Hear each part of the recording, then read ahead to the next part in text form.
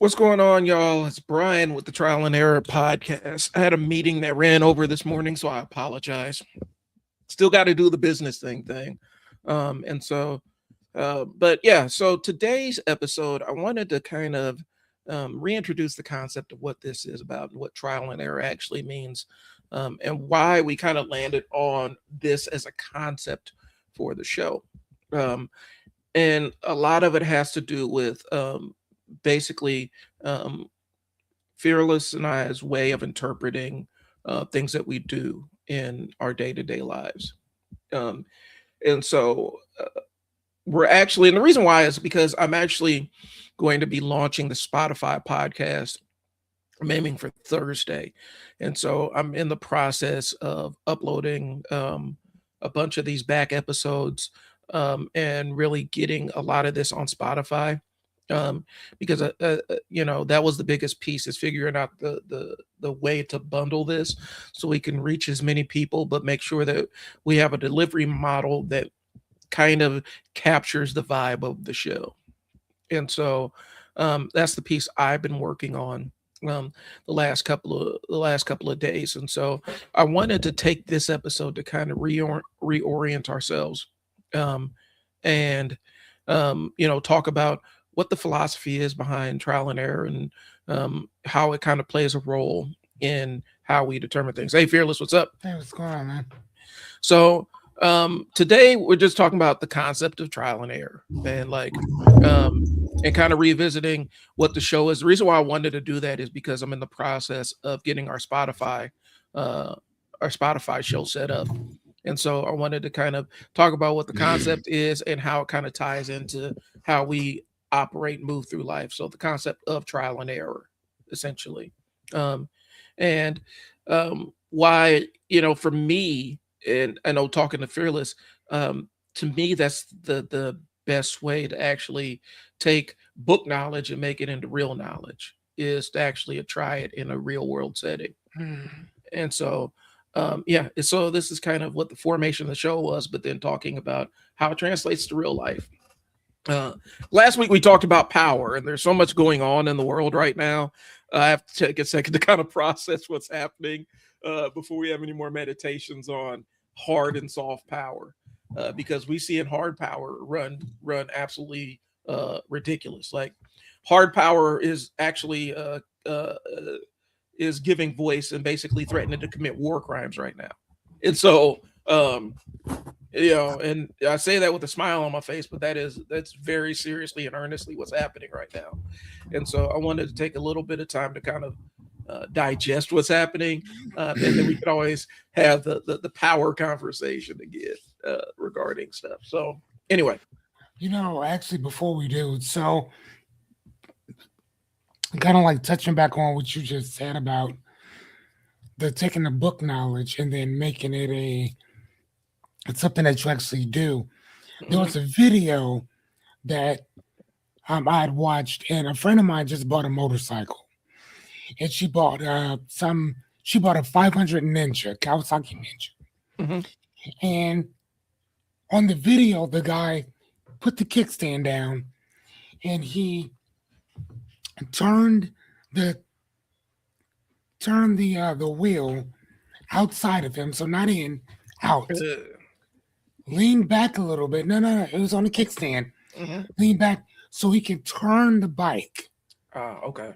160 or whatever that would be. We're like, and I sent it to her. And that night she went out riding, and I said, "Hey, have you tried that video?" She said, "I did, but I wasn't able to get the back tire up." So I'm like, "Okay, well, let me try it." No, no. Um, and that's the reason why that's what trial and error is all about in general. Yeah. Because I could tell you that that didn't work. So think about the thousands upon thousands of people who see that and say, "Oh, okay, that's an easy way to do that," Mhm. and then they go out and try it and find that it doesn't work. Or let's say they don't have a motorcycle and they're talking to somebody that does. And they say, well, no, you don't have to back all the way up. Just just put your kickstand down, turn the wheel outside of yourself, lean back a little bit, and then turn it. It's as simple as that. Oh man, that's a really good idea. I'm gonna do that. You just gave information that you have no idea about. Yep. You know what I'm saying? And so not only are we kind of there in life in general, but you see a lot of conservative thinking. Hmm. And I don't mean that to be negative by no means, because I think that there's some things that you do need to stay conservative in. Hmm. There's certain things you do need to kind of be liberal in, but there also needs to be that healthy balance. Hmm.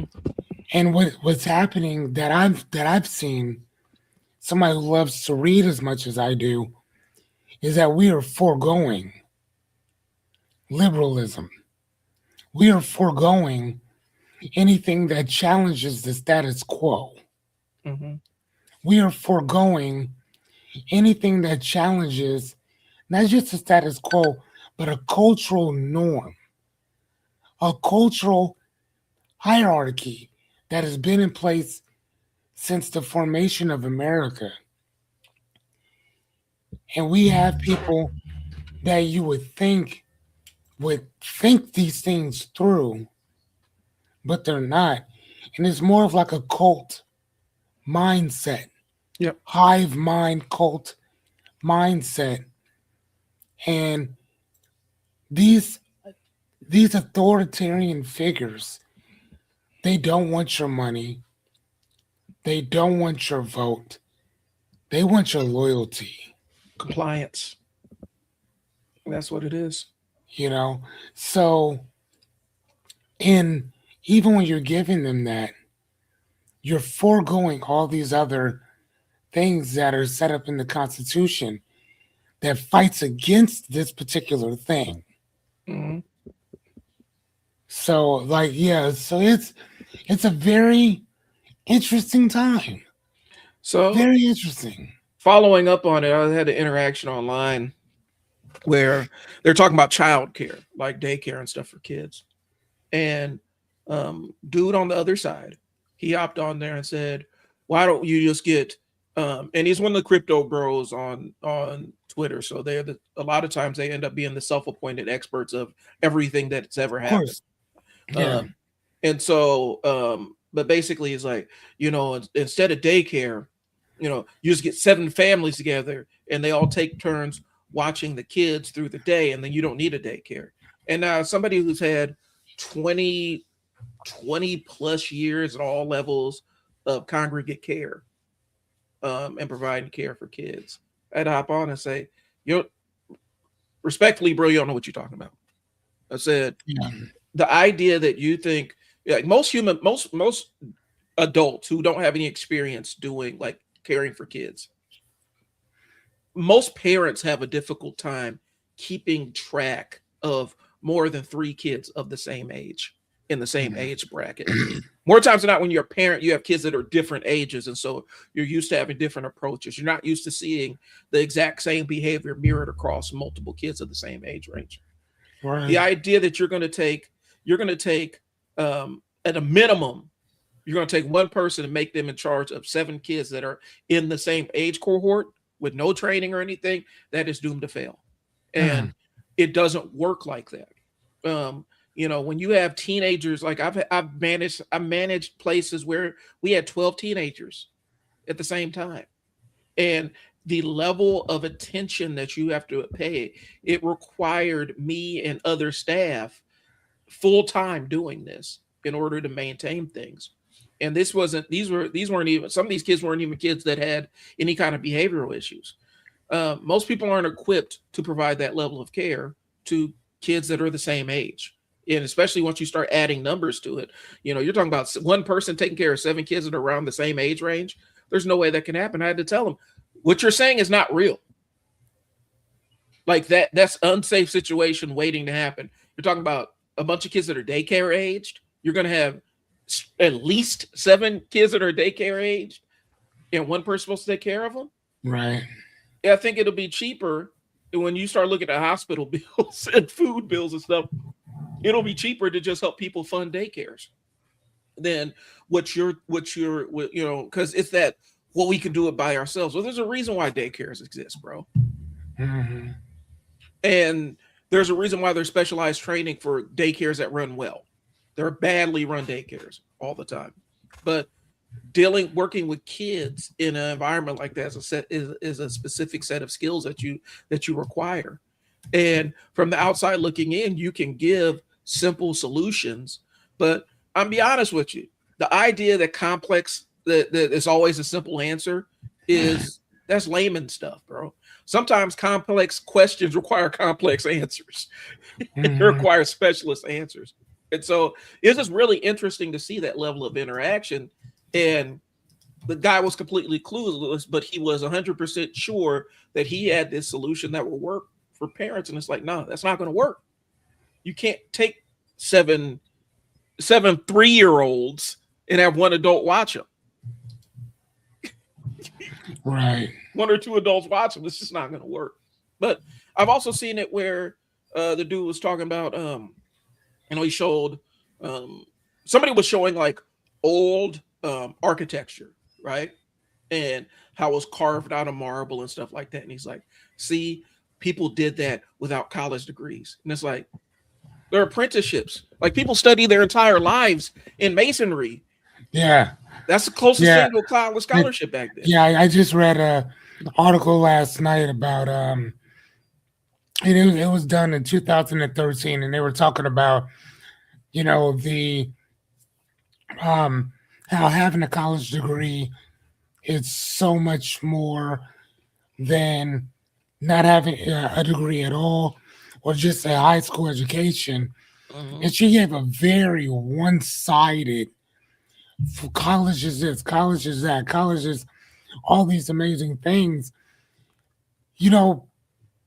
but the thing that I don't really think she was really getting was that the article was also stating that the jobs that people would do without a college degree, now people are hiring people with college degrees to do those jobs because college graduates are available, mm-hmm. because there are no more other jobs, right, to do those particular things. So it's kind of like mom and dad working at McDonald's, right. You know what I'm saying? So the kids are 13, 14, 15, 16 years old looking for jobs, but they can't find one because they're competing with an adult. Yeah. And as a hiring manager, 10 times out of time, you're going to take an adult because they know they have the soft skills to maintain a job. And that wherewithal, the focus, attention, all that stuff, they'll stay focused longer.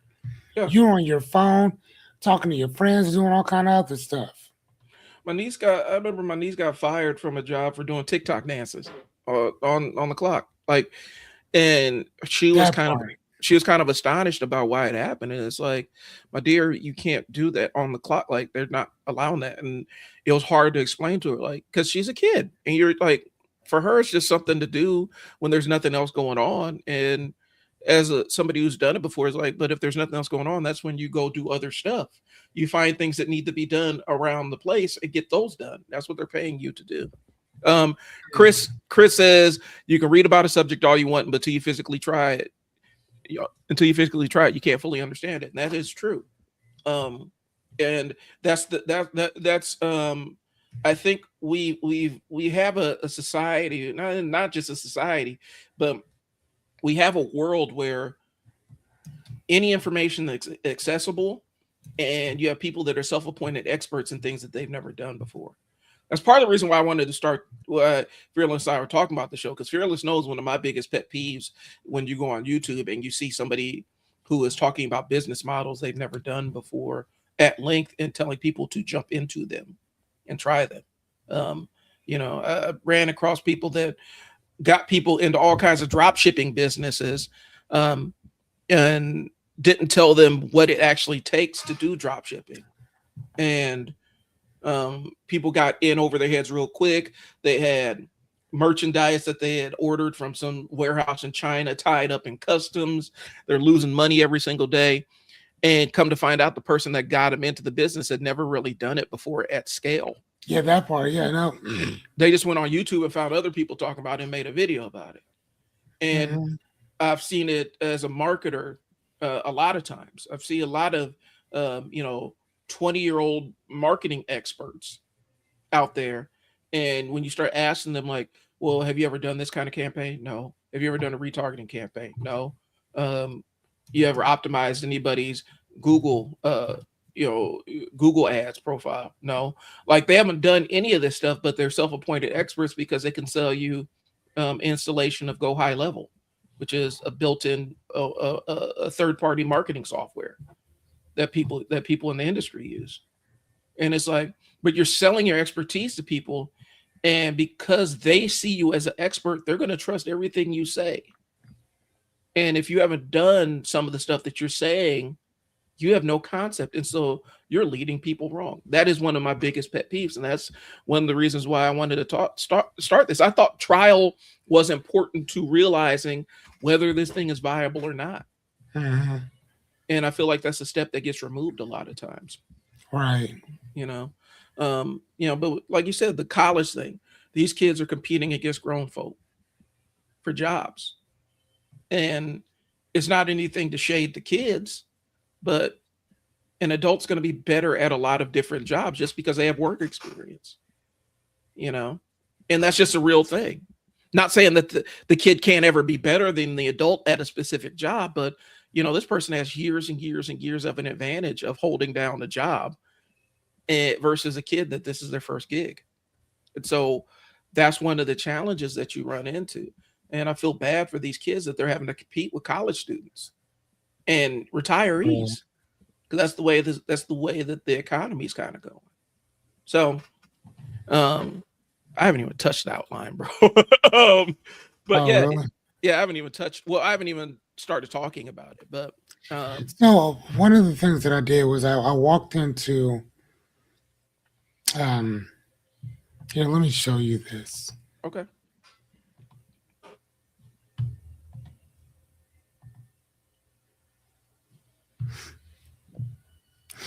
I wanted to see how much money does the gift that the government makes every year or collects approximately, and it is 5.6, excuse me, 26 trillion in revenue. Trillion. I don't think people understand how big that number is. But they collect $5 trillion.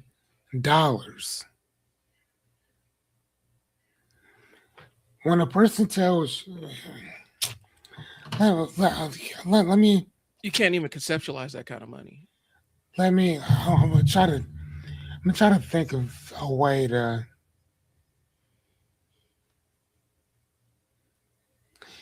Okay, so here, what's the difference?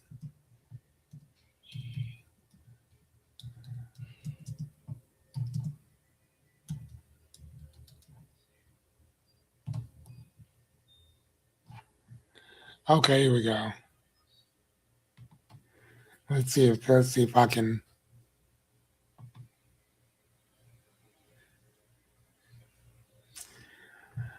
Can you see my screen? I can. It's still kind of like, are you Okay, showing here. trillions? Yeah, I could see it Yeah. though. Can you see this one right here? I could see it. You might have to click on it to zoom in a little Hold bit. on. God damn.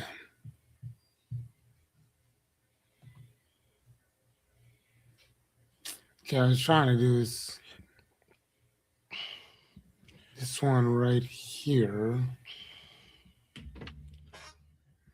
but it's Oops.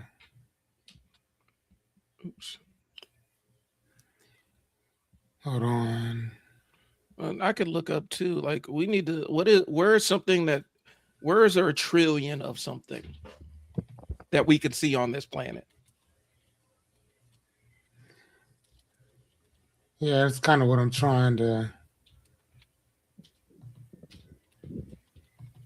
do. Hold on, can you?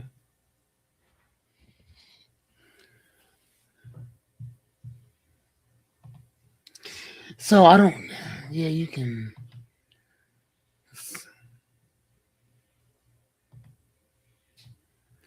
I'm trying to make this bigger.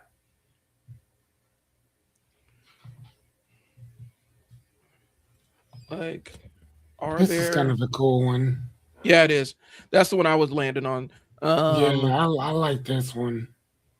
just you just kind of talk through it, and I think people can kind of see. Okay, here, let me. Here, I think that looks a little bit better.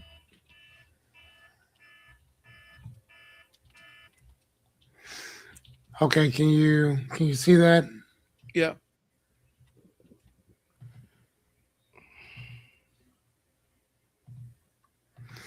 Okay, so damn, did I get rid of it? yeah, it went away. All right, hold on, I got it. Give me a sec. Sorry about that. I really want people to understand Hmm. like how serious $1 trillion is. Um, so $1 trillion. If you were to, I think $1 million in what is I think in time. If you were to look at it in seconds, Hmm. uh, a million a million seconds is like 12 days. Right. Okay, days. Um, a billion seconds is 32 years. 32 years is a billion seconds. 1 trillion seconds is 32,000 years. 32,000. So we're talking about days, years, and thousands of years. Yeah. 32,000 years. Right? So that basically, like, again, our minds can't fathom it. But here you go. Like, there is the source of what we're trying to tell you. Like, this is it's so crazy that it's honestly unbelievable. Yeah. Like unbelievable. That's how much money our government collects every single year. So to tell us that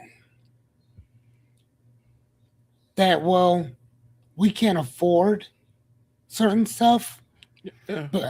but yet they here let's go ahead and take it, Brian. I'm a To hold t- on.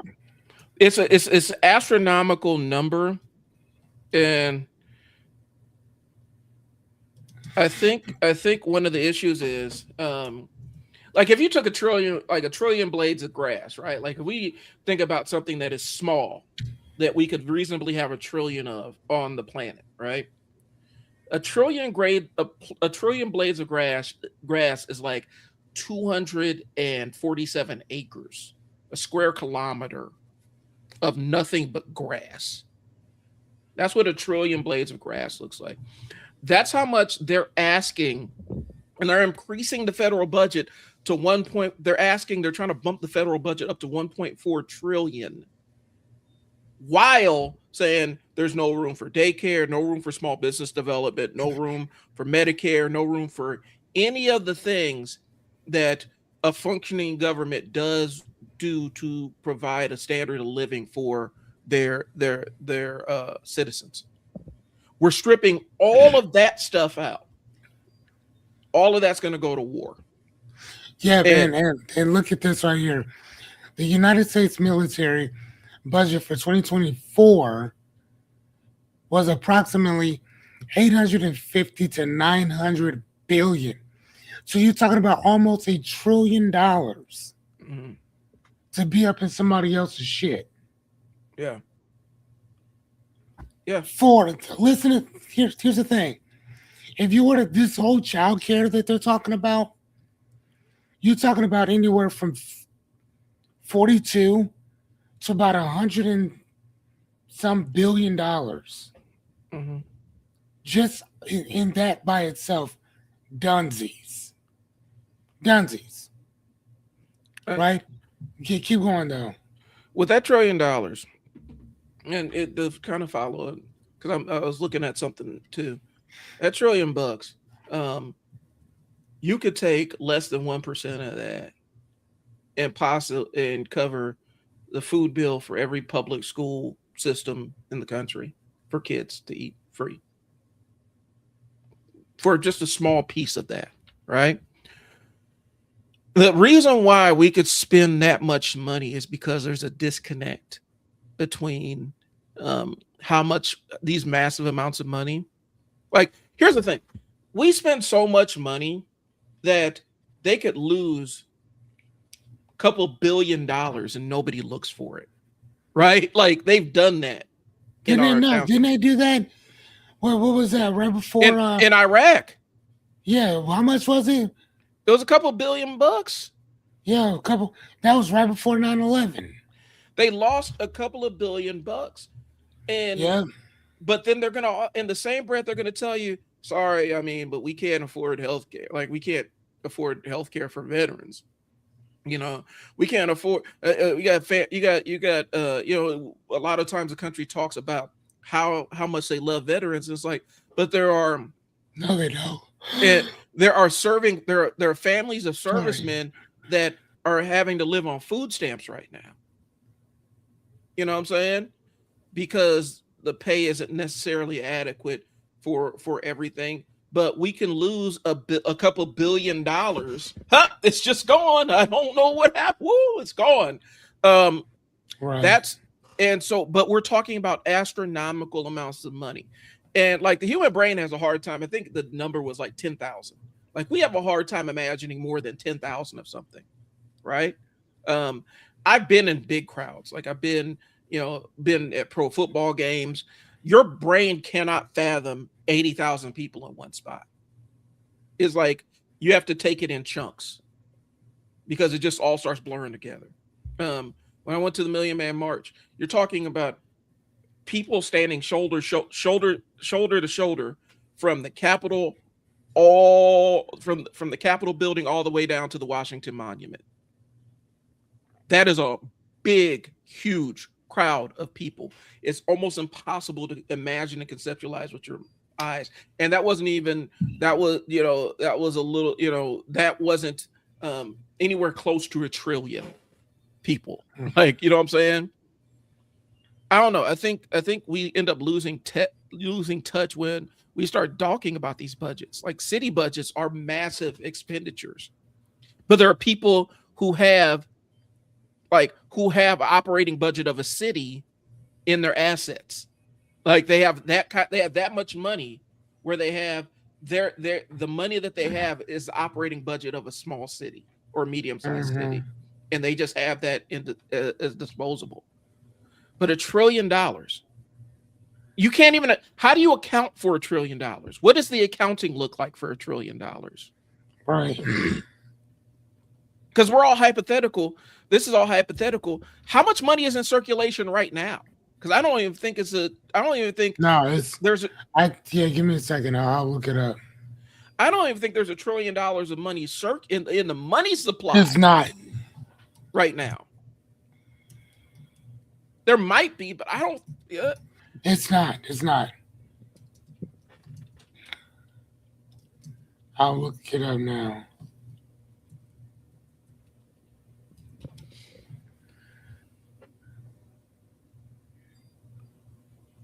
Oh damn, no, I guess so. Way over that. Yeah, I looked it up too at the same time. Yeah. Oh my god, did really?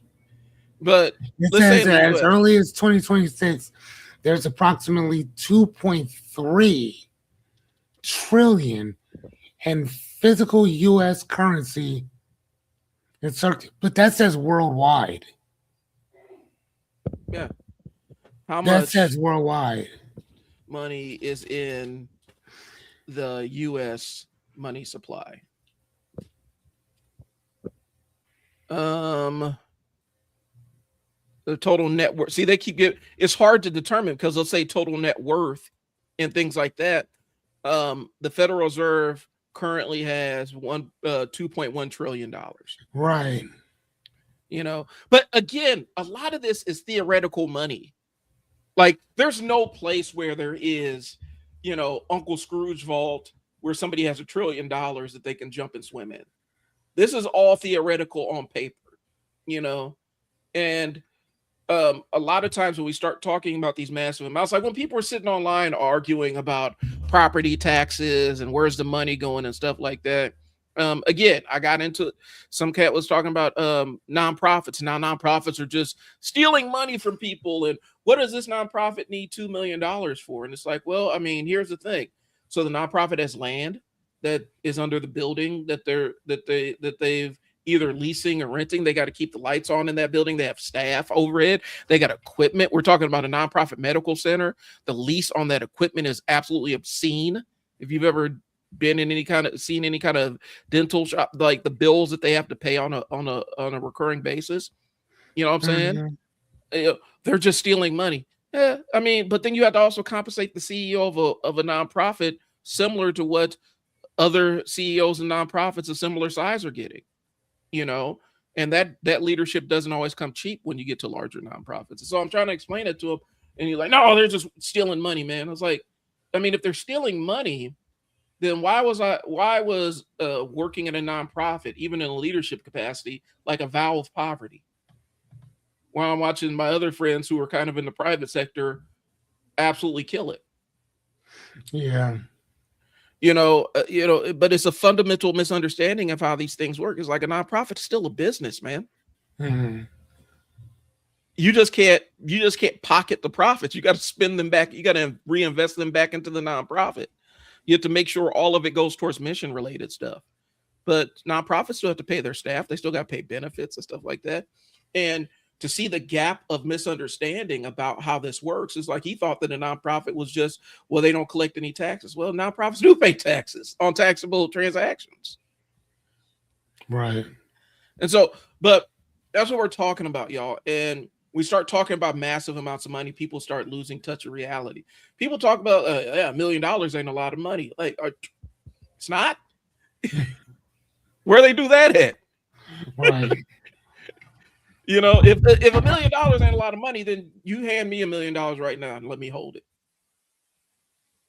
I think we've kind of crossed that threshold. But again, talking about government budgets and stuff like that, you're out of your wheelhouse. If you've never budgeted, I've done $1 million budget before. That is a ton of work. It's an insane amount of work for a department, a major organization, doing a close to $1 million budget. That is an insane amount of work. I can't imagine doing the budget for $1 trillion. Yeah. So, all right. I mean, I could if you're saving a lot of it. Mm-hmm. But if these expenditures have to go to all these different places, man. Well, and my budget had all these different line items and funds and all this other stuff. I didn't, and this was literally my first time ever doing a budget like that. And I didn't even know how some of the accounting tricks. They're like, well, you could take out of this fund and pay for this out of this fund, but if you allocate it out of this fund, then you owe this much. And I'm sitting there like, I need somebody to, one, I needed training on how to draw this budget, and two, I need to understand what some of this stuff actually means. It took a Mhm. long time to wrap my head around that. And sometimes I don't. I know we have congressional budget office and stuff like that, and that's what their entire job is. But even then, you're still dealing with a lot of hypothetical math. That's why city projects, they always underestimate how much it's going to cost for a city project to get done because they Right. don't know. They got a ballpark. They don't really know. Mhm. Right. So anyway, um, here's the thing. So how many different things, um, and it's a question for just kind of the audience, for the fam out there. How many different things do you believe about yourself that you've never actually tested? How many pieces of knowledge that you believe are certain that you've never actually tested in the real world? Kind of like Fearless was saying with the motorcycle thing. How many things do you believe to be true that you've never seen tested before? Because I know I got a couple of them. You know, um, growing up with a mom who was a nurse, do you know how hard it is to sit there and watch medical procedurals with a mom who's worked in ERs before? And she used to watch them all the Mm. time. I was sitting there, you sitting there watching, and she's like, that's not what happens. That's not how they do that. That's not how they do intubate somebody. This is what you got to do. No. Um, you know what I'm saying? They're just doing that for TV. You know, um, when you have a working knowledge of something, it does change how you view how things are applied. Right. It's kind of like with those therapy shows. If somebody walks in and sits down on the couch and just starts talking, Mhm. like several of my friends that are therapists be like, dude, 90% of the time it never happens like that. Yeah. I mean, but sometimes it does. Hmm. But with a lot certain people, you might see them here and then. Not only that, but you have those people that consistently keep coming back. But then you also have people that you saw them once or twice and you never saw them again. Hmm. So sometimes you don't see the same people constantly. You just see different people constantly. You'll have your those people that consistently comes in like clockwork, but those are, I don't want to say far and few between. Hmm. But I mean, depending on what's going on, yeah, sometimes. Well, it's like I remember watching, was it Lilo and Stitch when I was a case manager, and I'm sitting there like, it's not that happens, and I'm like, well, that piece is really realistic, like aspects of the Indian Child Welfare Act, right, and kind of explaining, well, why does she have why does she have a case manager that follows her and stuff like that? It's like, why is she placed with her sister? Why isn't they didn't put her in foster care? Because ICWA prevents that from happening. They have to find Mm, relative placement. And if the relative placement is just an older sibling, then that's what they're going to place. The thing that's unrealistic is he wouldn't actually be working against her adversarially. He would be helping her, making the connection. Here's a job. I've talked to a couple of people. Here's some resources, trying to maintain the placement as opposed to come in and remove the kid. And mm, that's what the caseworker's job would be. That's what they're legally mandated to do as per ICWA. Now, there are caseworkers that didn't operate like that. But when I was managing my Native American kids, that's what I did. Did a lot of family finding and trying to maintain placements and things like that. The last resort was if there were no other placements. That's where you're looking at foster care or some kind of residential. But you had to go the extra above and beyond with that. And that's just something I knew from working in there, and I could watch it and see. But if you didn't know, you would just assume, well, that's just how it goes. That's how it be. mm, Families that are in the system always have to watch out for case managers, and it's not a universal experience because sometimes managers was on some fuck shit and they was doing some sideways stuff. Um, mm, but the ones that actually worked and the ones that ended up burning themselves out were actually trying to do it the right way. The ones that didn't burn themselves out, they would take those kind of shortcuts. And so, but there are certain things that from working in the industry, and then um, when you see it portrayed on television, like when you see back in the day, you used to see Dr. Phil up there. You're like, that man ain't no damn doctor, bro. Like he ain't a doctor right now. right. You know what I'm saying? Because there's no way that is his practice because they had been done sued him for all this stuff. You know, Yeah, no, uh, it doesn't work like that. Yeah. it's a lot more boring than it actually is. But again, um, the familiarity with the execution and actually doing the thing and doing the work is important. You know, um, Hell, I mean, even running the business kind of stuff. You see the shit on Shark Tank, bro. I watch Shark Tank all the time. Like, that's not how. Yeah. That's not how it Um, be. sadly enough, man, I even watching a show like that, I kind of I'm thinking again. I think we've talked about this before. I've seen more people lose deals by talking Hmm. than anything else. It wasn't the plan, it wasn't their product, it wasn't their service. It was that they wouldn't shut up. Hmm. It was that they wouldn't stop talking and listen to what they were saying. Did it. I'm just saying, Yeah. like I've seen so many of those shows where it's like, dude, if you shut up and listen to what they're saying to you, they want to offer it to you. Hmm. Shut up and listen. Like And I, that's crazy. and it's weird watching it because it gives an outsider's perspective. Because when you sit there and watch it, and it's like, oh, this guy built it from the bootstraps. Like, this guy had a 7-figure job that he left to build this company, and he's already been in this world before.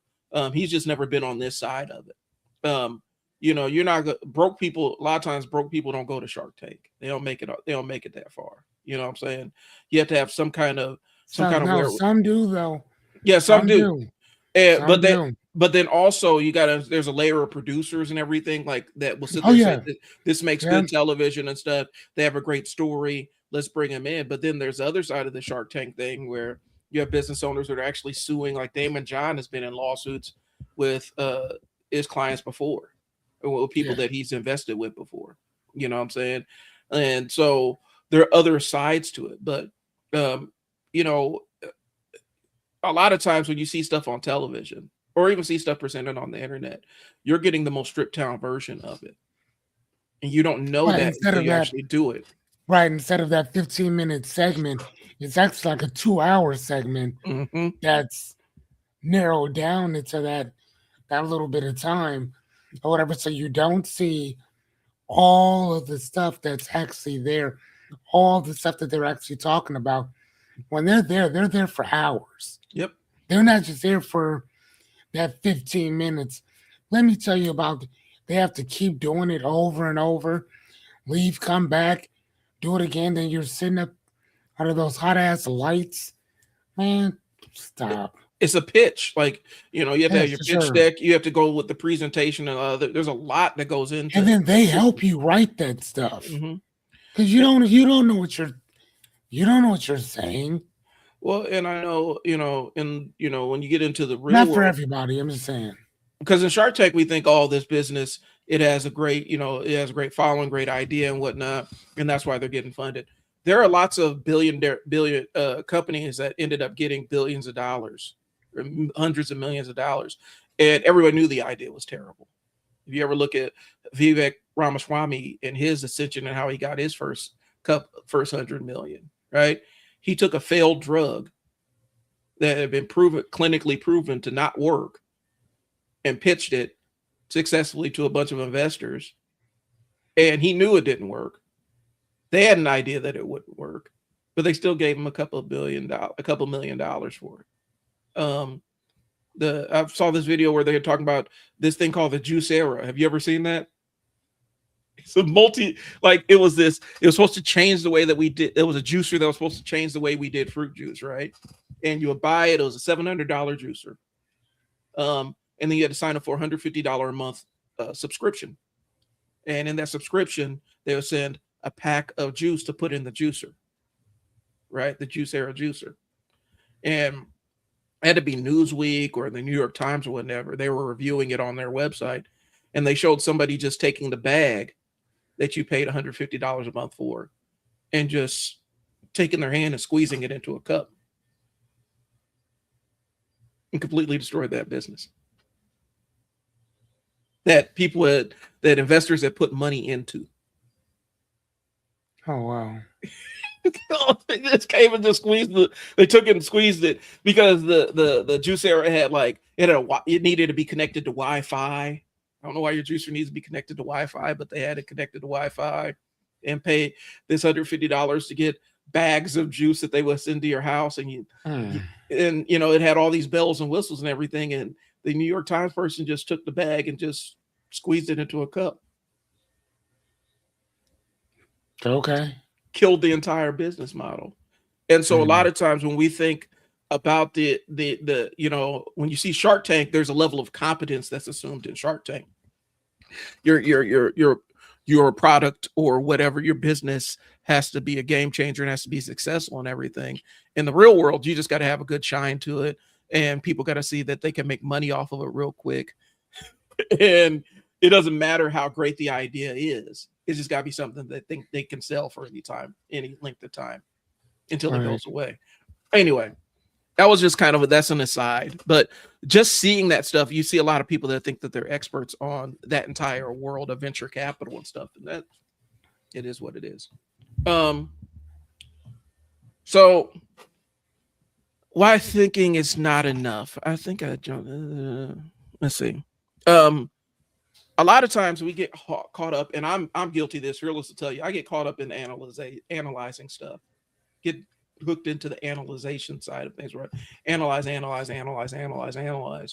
um, and then never execute the thing Mm. because I think I'm gonna outsmart the future version of me by over analyzing this thing. Right.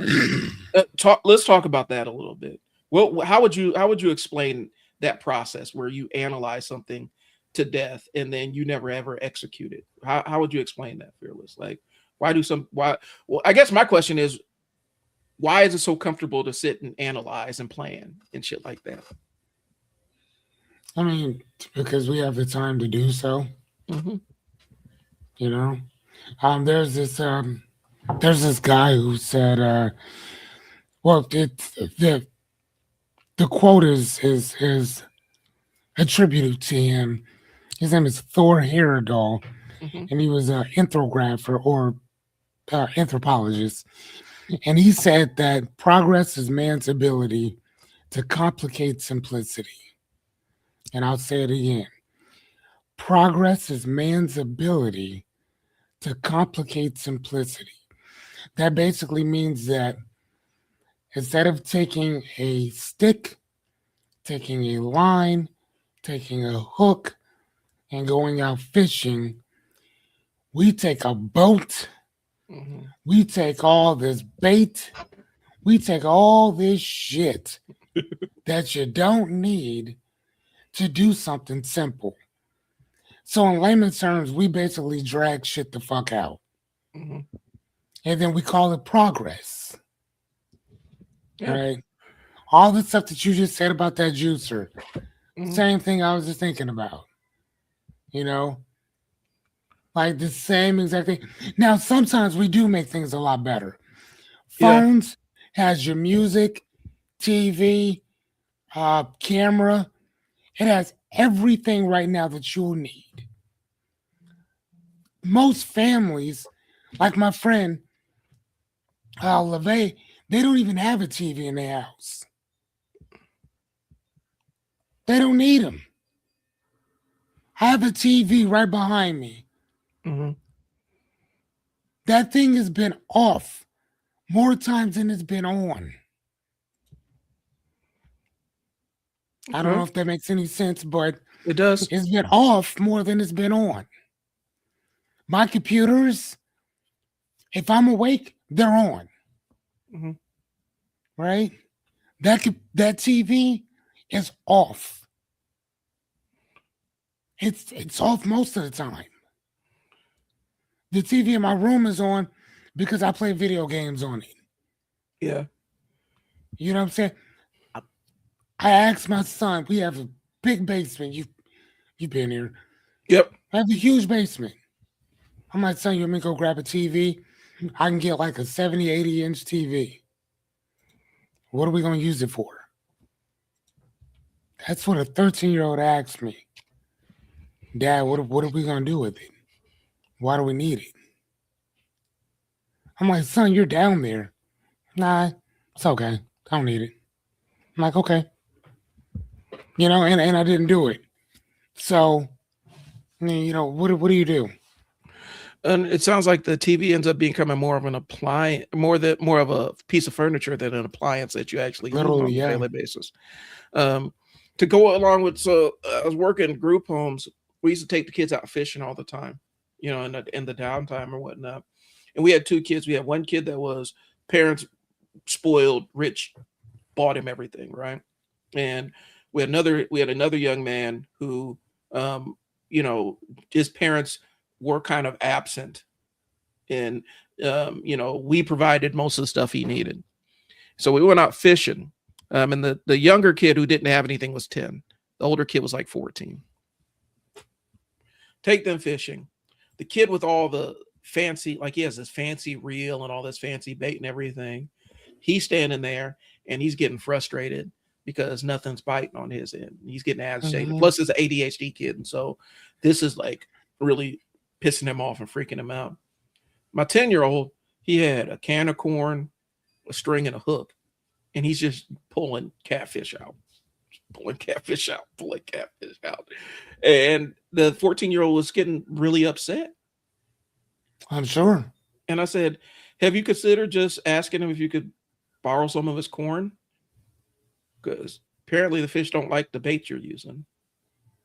Hmm. And he did. And he was able to start pulling stuff out. But the simplest solution worked. He didn't even have a reel or anything. He just had string and a hook. It was just dropping in the water, holding it for a little bit, something about yank it right out. That's And it. yeah. And he didn't need the elegant solution because it was kind of a catch and release thing. You could pull, like, you if you got a bass, I think you had to put the bass back, but if you pull catfish out, you can keep the catfish.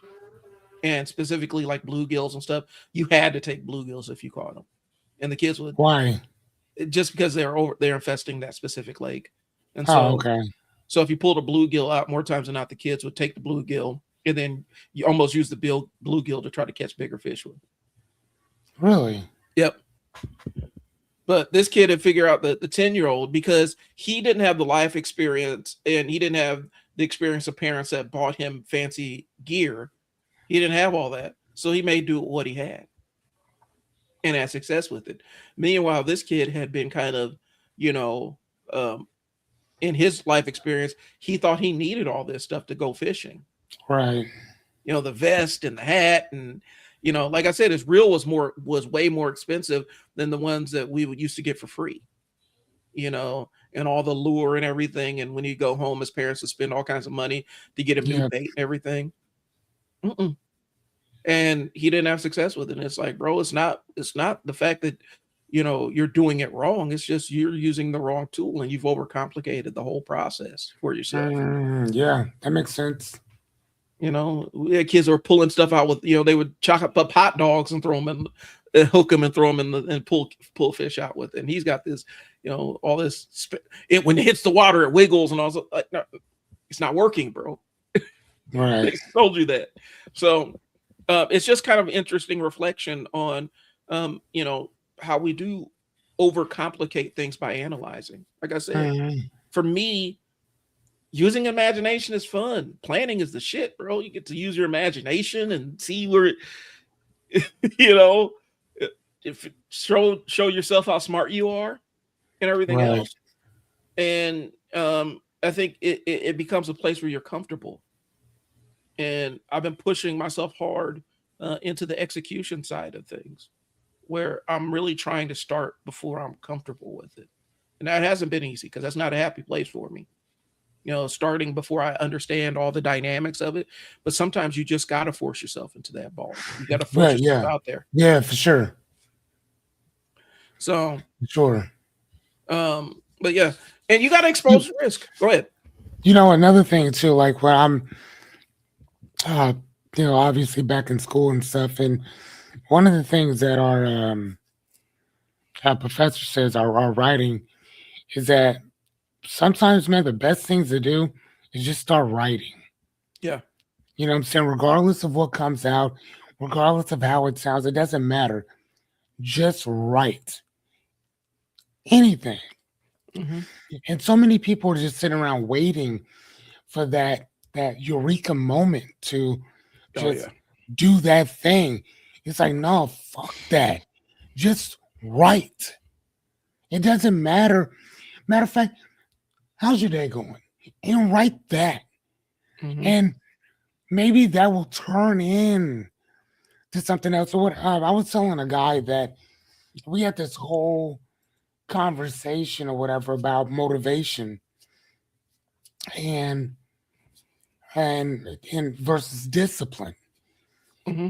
And I told him I said that motivation, like people don't find motivation, you become motivated. Yeah. Motivation is what happens while you're in the midst of doing something.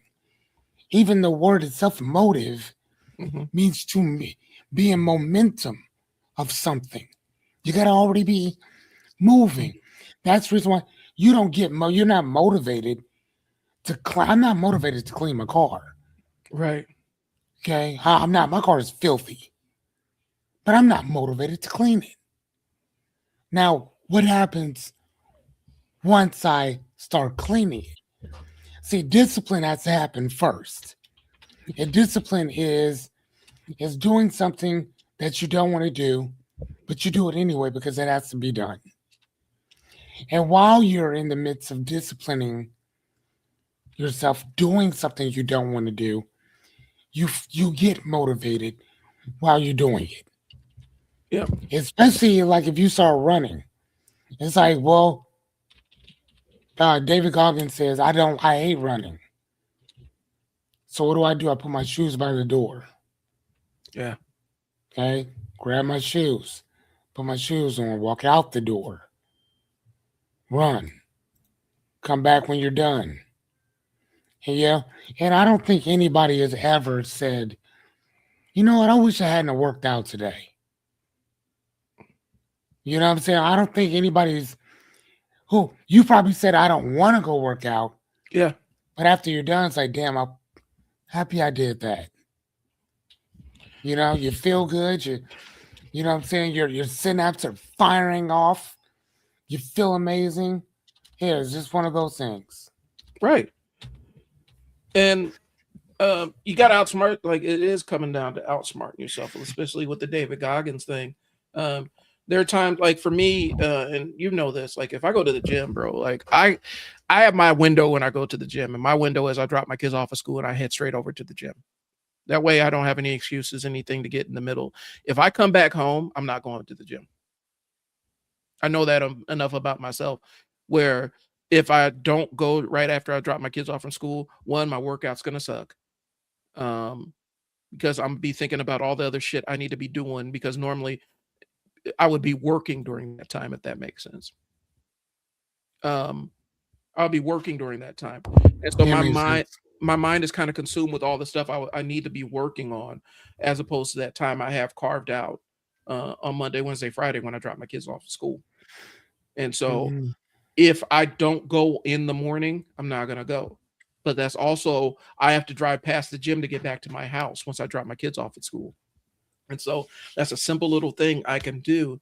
And that's a trick I can play on myself to hold myself accountable to do the thing that I may or may not want to do. I like lifting weights. I don't like everything that comes along with getting up and going to the gym, if that makes sense. Like I gotta pack my stuff. I gotta grab, I don't like everything. Once I finally get in the gym, it's automatic. Put my, grab my braces, straps, all the other stuff that I need. Uh, headband, carrier for my phone, and I get out there and my towel, and I get out there and lift the heavy stuff. But Where, where, every where do you where do you lift at? I know I lift at Crunch Fitness. I used to Where's lift at that? that's up on like 90th and Maple, like right on that intersection of 90th and Maple. Um, Hmm. in that plaza. I used to live at the Maple Street Y, but Crunch is cheap. Um, you know, but it was a nice flow because for a while I would always encounter like people that were powerlifting. And that's how I got invited to lift a powerlifting team because they saw me lifting and I would work in sets with them and I was lifting what they were lifting in competitions. And so like, well, have you considered it? Like, nah, not really.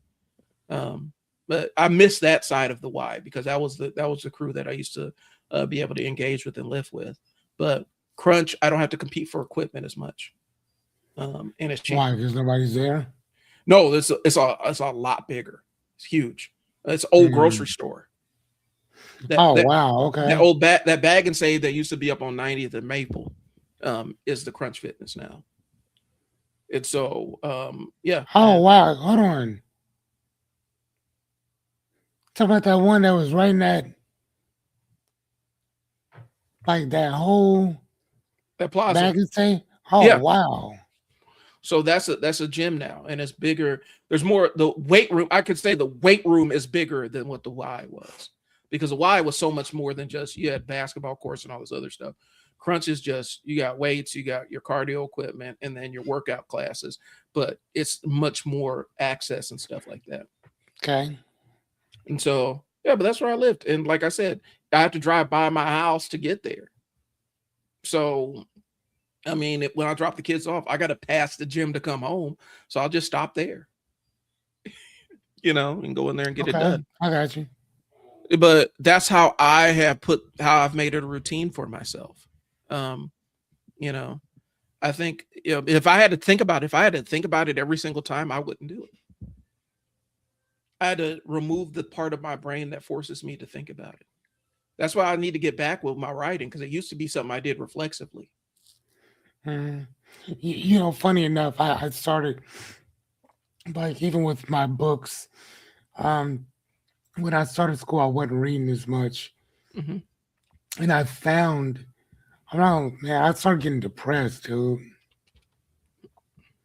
Like Why is that? serious, like, cause reading is my out. Oh yeah. You know what I'm saying? And I didn't realize just how powerful reading was for me until that. Like until I started school. Like I've always loved to read. Like don't get it twisted, but like being in school, like I had stopped for a while. Like I had to jump back in. Like I'm like, cool. Once you're done with your classes, you know, grab a book and start reading. You might not be able to do 3 or 4 books a week right now. Cool. Hmm. Just do one.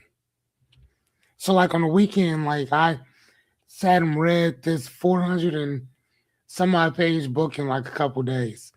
Just because like it wasn't the best either. I think I gave it like a 4.1. It was all right.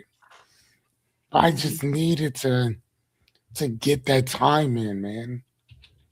Yeah. Yeah.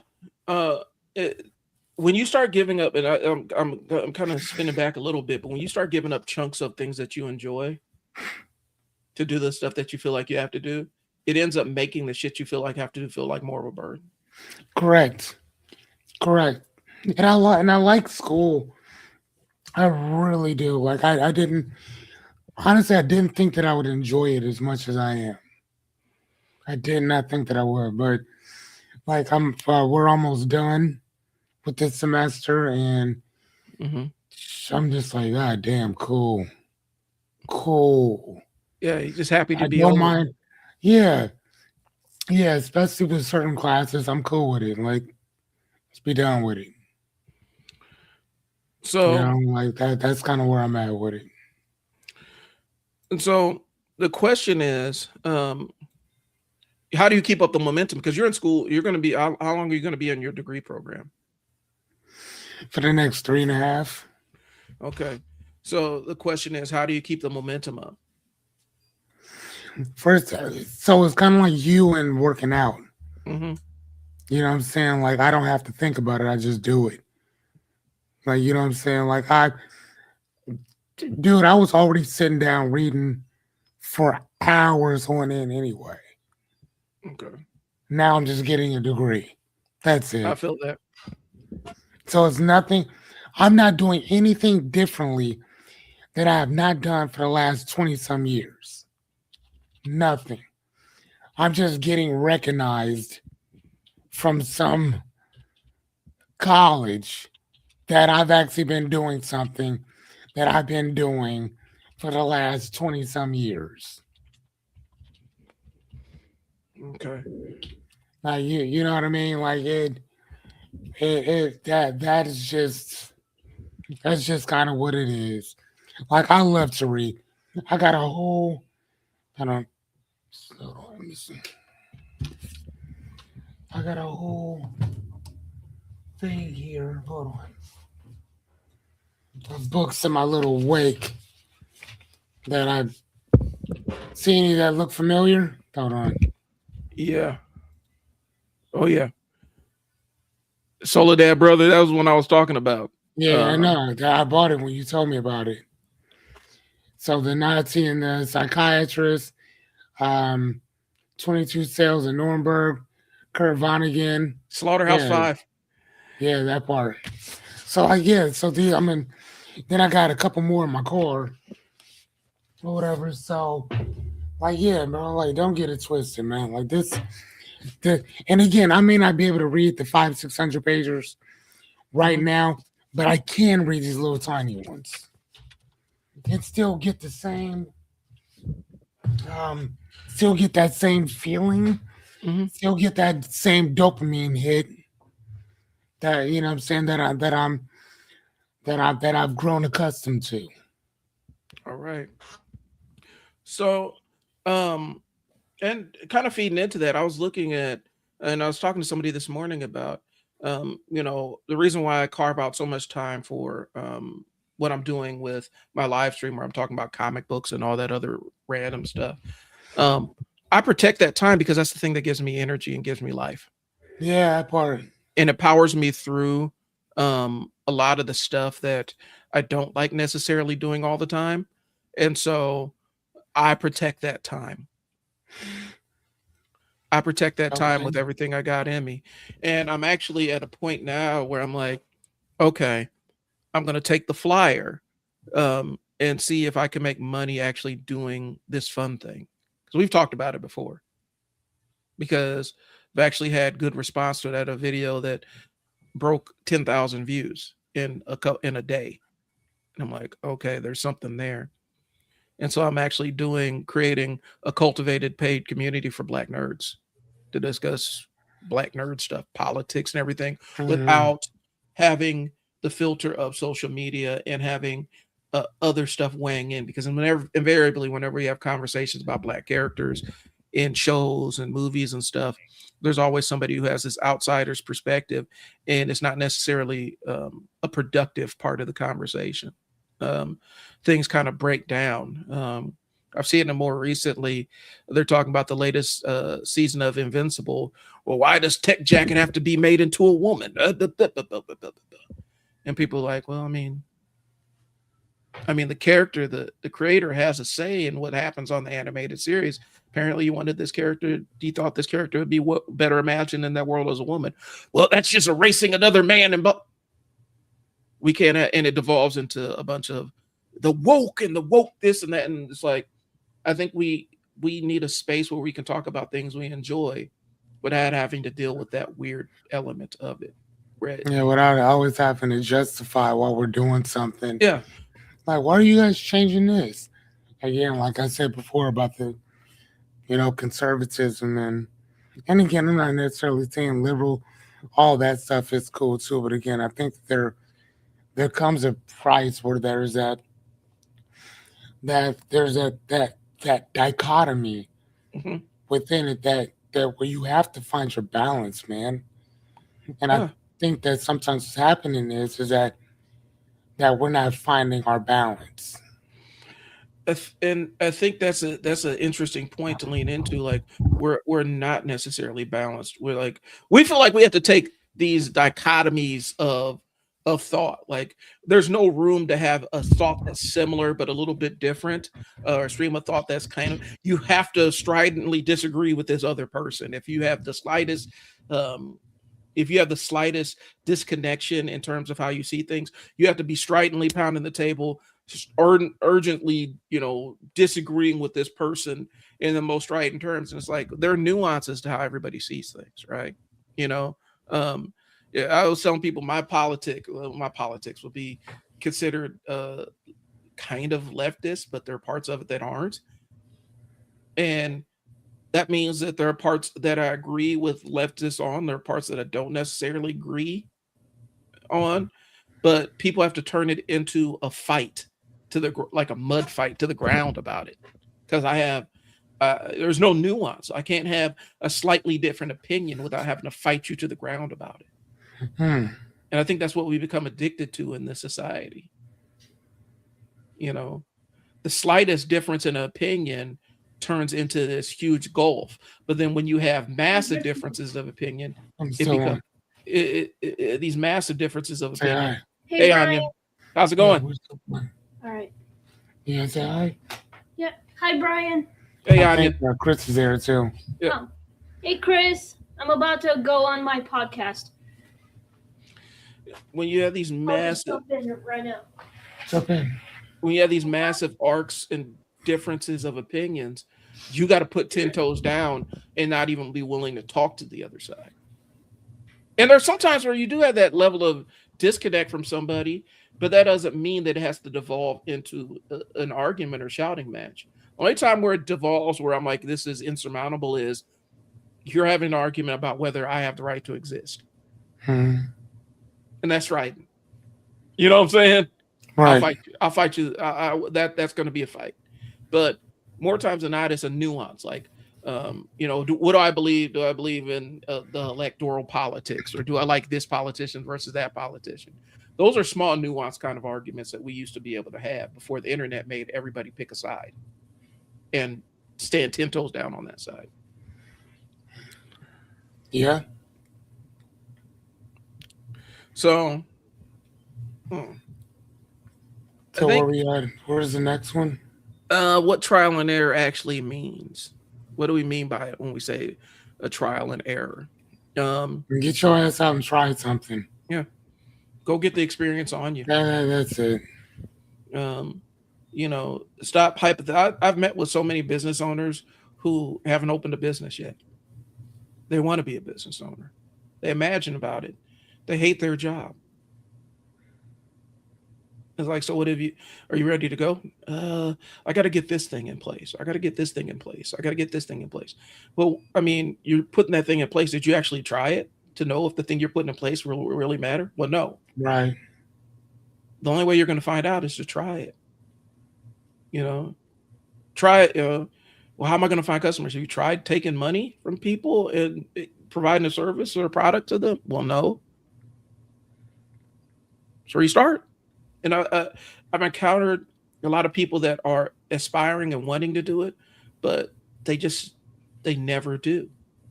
And that ends up becoming the thing that they retire with, where by the time all their energy is depleted and physically they can't do it anymore, that's going to be the thing that is going to keep them up at night about, what if I did this? Right. And so in my life, I'm trying not to leave too many what if I did this. I'm just go ahead and try it and fall on my face with it if I need to. Right. And I mean, think inside the box too. But I mean, when people say, you need to think outside the box, I think it all depends on how big your box is. Yeah. You know what I'm saying? Like, because if you got a small box, then yeah, you should probably think outside of it. But what happens if you have a big, humongous VY Canis Major type box? Right. And basically what that is it's another star that basically makes our sun look like a grain of salt. That's how big that one is. Matter of fact, I don't even know how many Earths you can fit inside of that. The number is, you can fit 1.3 million Earths inside of our sun. So imagine how many suns you can fit in that. So right. There you go.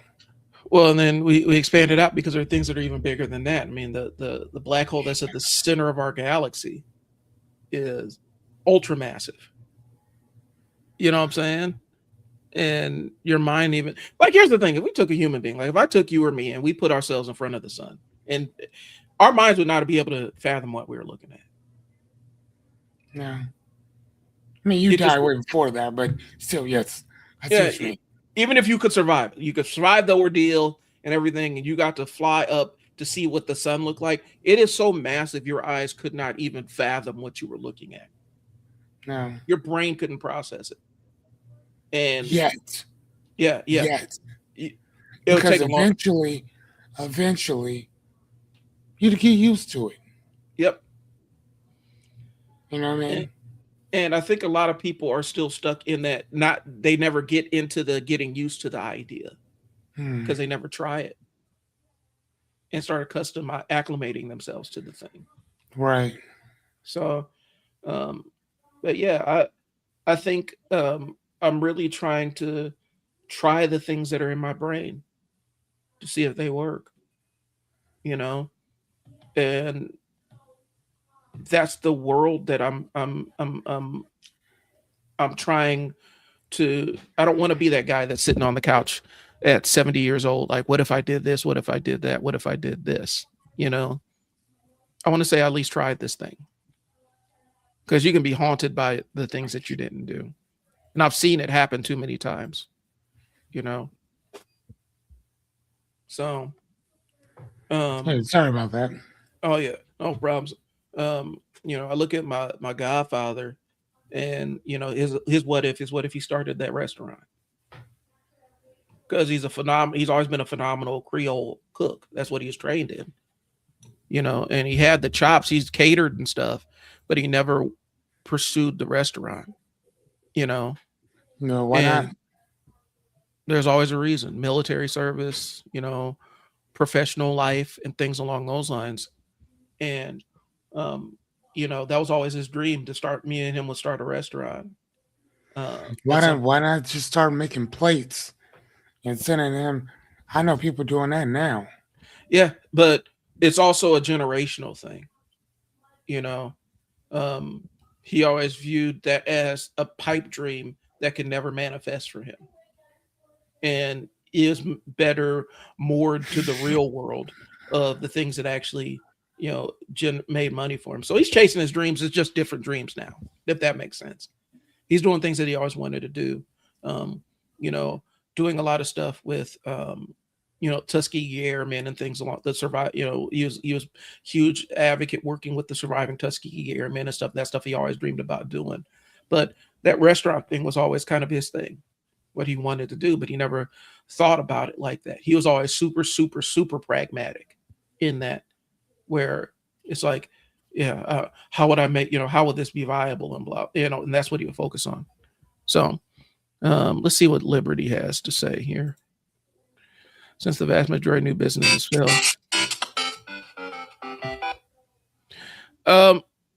Sacrifice ability for, here's the thing. You don't know, and I'll be honest with you, you could have the most rock solid business plan in the world.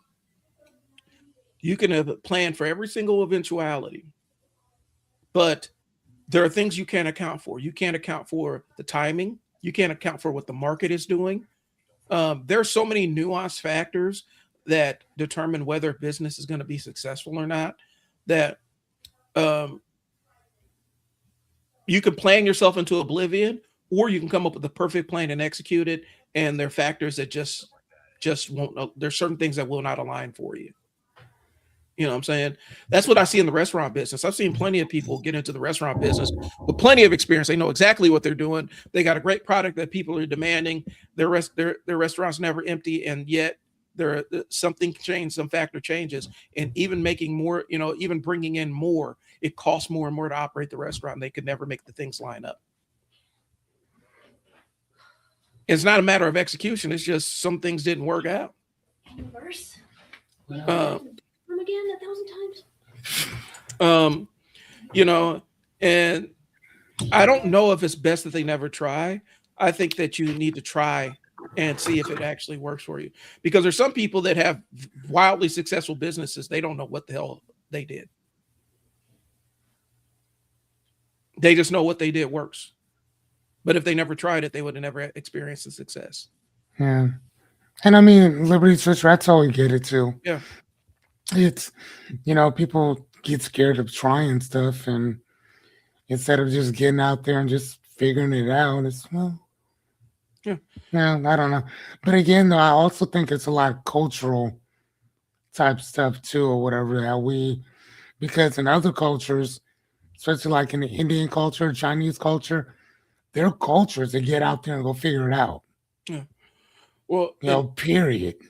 if you They also, have to. I've seen people that grown up in an entrepreneurial family where somebody in their family that they're close to is a business owner, an entrepreneur.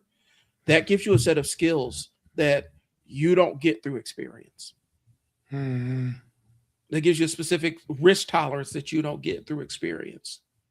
And so the and that they have the experience that can shortcut 5 years of learning on the job. So there are elements to it. Restaurants are Yeah, no, yeah, I yeah. totally get that too. But again, though, man, you still got to put it out there. I mean, here's the thing. There's this. We live in Omaha, Nebraska, and there was this food truck called Tattoo Bob's, Mhm. and Tattoo Bob's was a food truck that sold barbecue, the best barbecue I have ever had in Omaha. Period. Absolutely amazing. Their food was great. Um, whatever, but he decided to go off and go do something else. Mhm. You know what I'm saying? And again, it's not like again, I don't know how they did financially, but what I can tell you is that they sold out constantly. Mhm. So to the point where you'd have to call him and be like, "Hey, do you have anything left?" And sometimes he'll put stuff aside for you, especially if he knows you're a regular. So again, I still don't think that that's a good enough reason not to try. Mhm. Trial and error means trial and error. And it doesn't always mean that you need to do it out of a food truck. You need to do it out of a restaurant. They have those pop up restaurants all the time. Mhm. What are they called? Secret kitchens or whatever? Yep. They Ghost. got those things, Mhm. ghost kitchens, constantly. So people can meet you over there, Right. just to get their food. Or you can cook it at your house if it's something that's kind of gourmet. Around here, people will drive you a plate, or you can go pick up a plate from them. It happens. So if you want it bad enough, you will figure it out. Well. But again, here's the other thing: if your food sucks, the public ain't gonna buy it. Mhm. Period. You know what I'm saying? So if your food sucks, the public will let you know. Well, As long as they know about you, I'll say that. and I think the thing we got to the last piece I'll throw in, and I'm answering the question before I'm reading this one. I'm answering the last thing. For some people, money isn't the determinant factor on whether they view themselves as a success. Um, I've seen people take what would be considered super impractical gigs and parlay them into wildly successful things that people wouldn't even think of. Set designers parlaying their love for making Star Wars replicas and stuff, parlay that into adorable real business and a full-fledged career.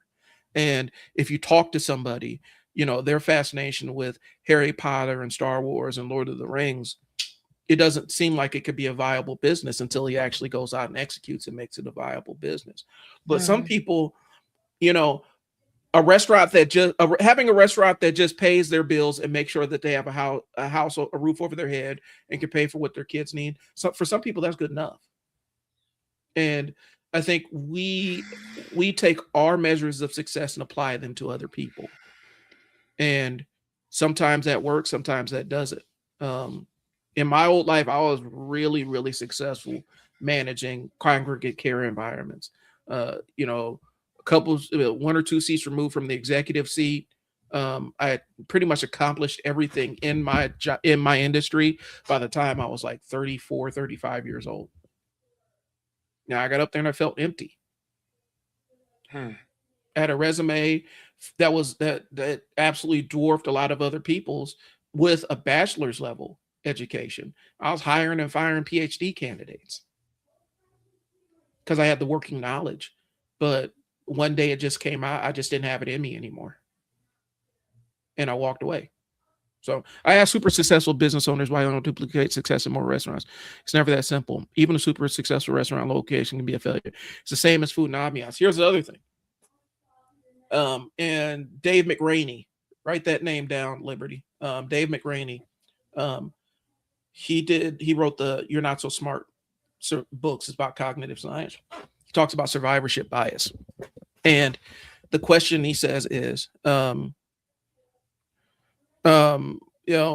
question he asked is, I'll answer that in a second.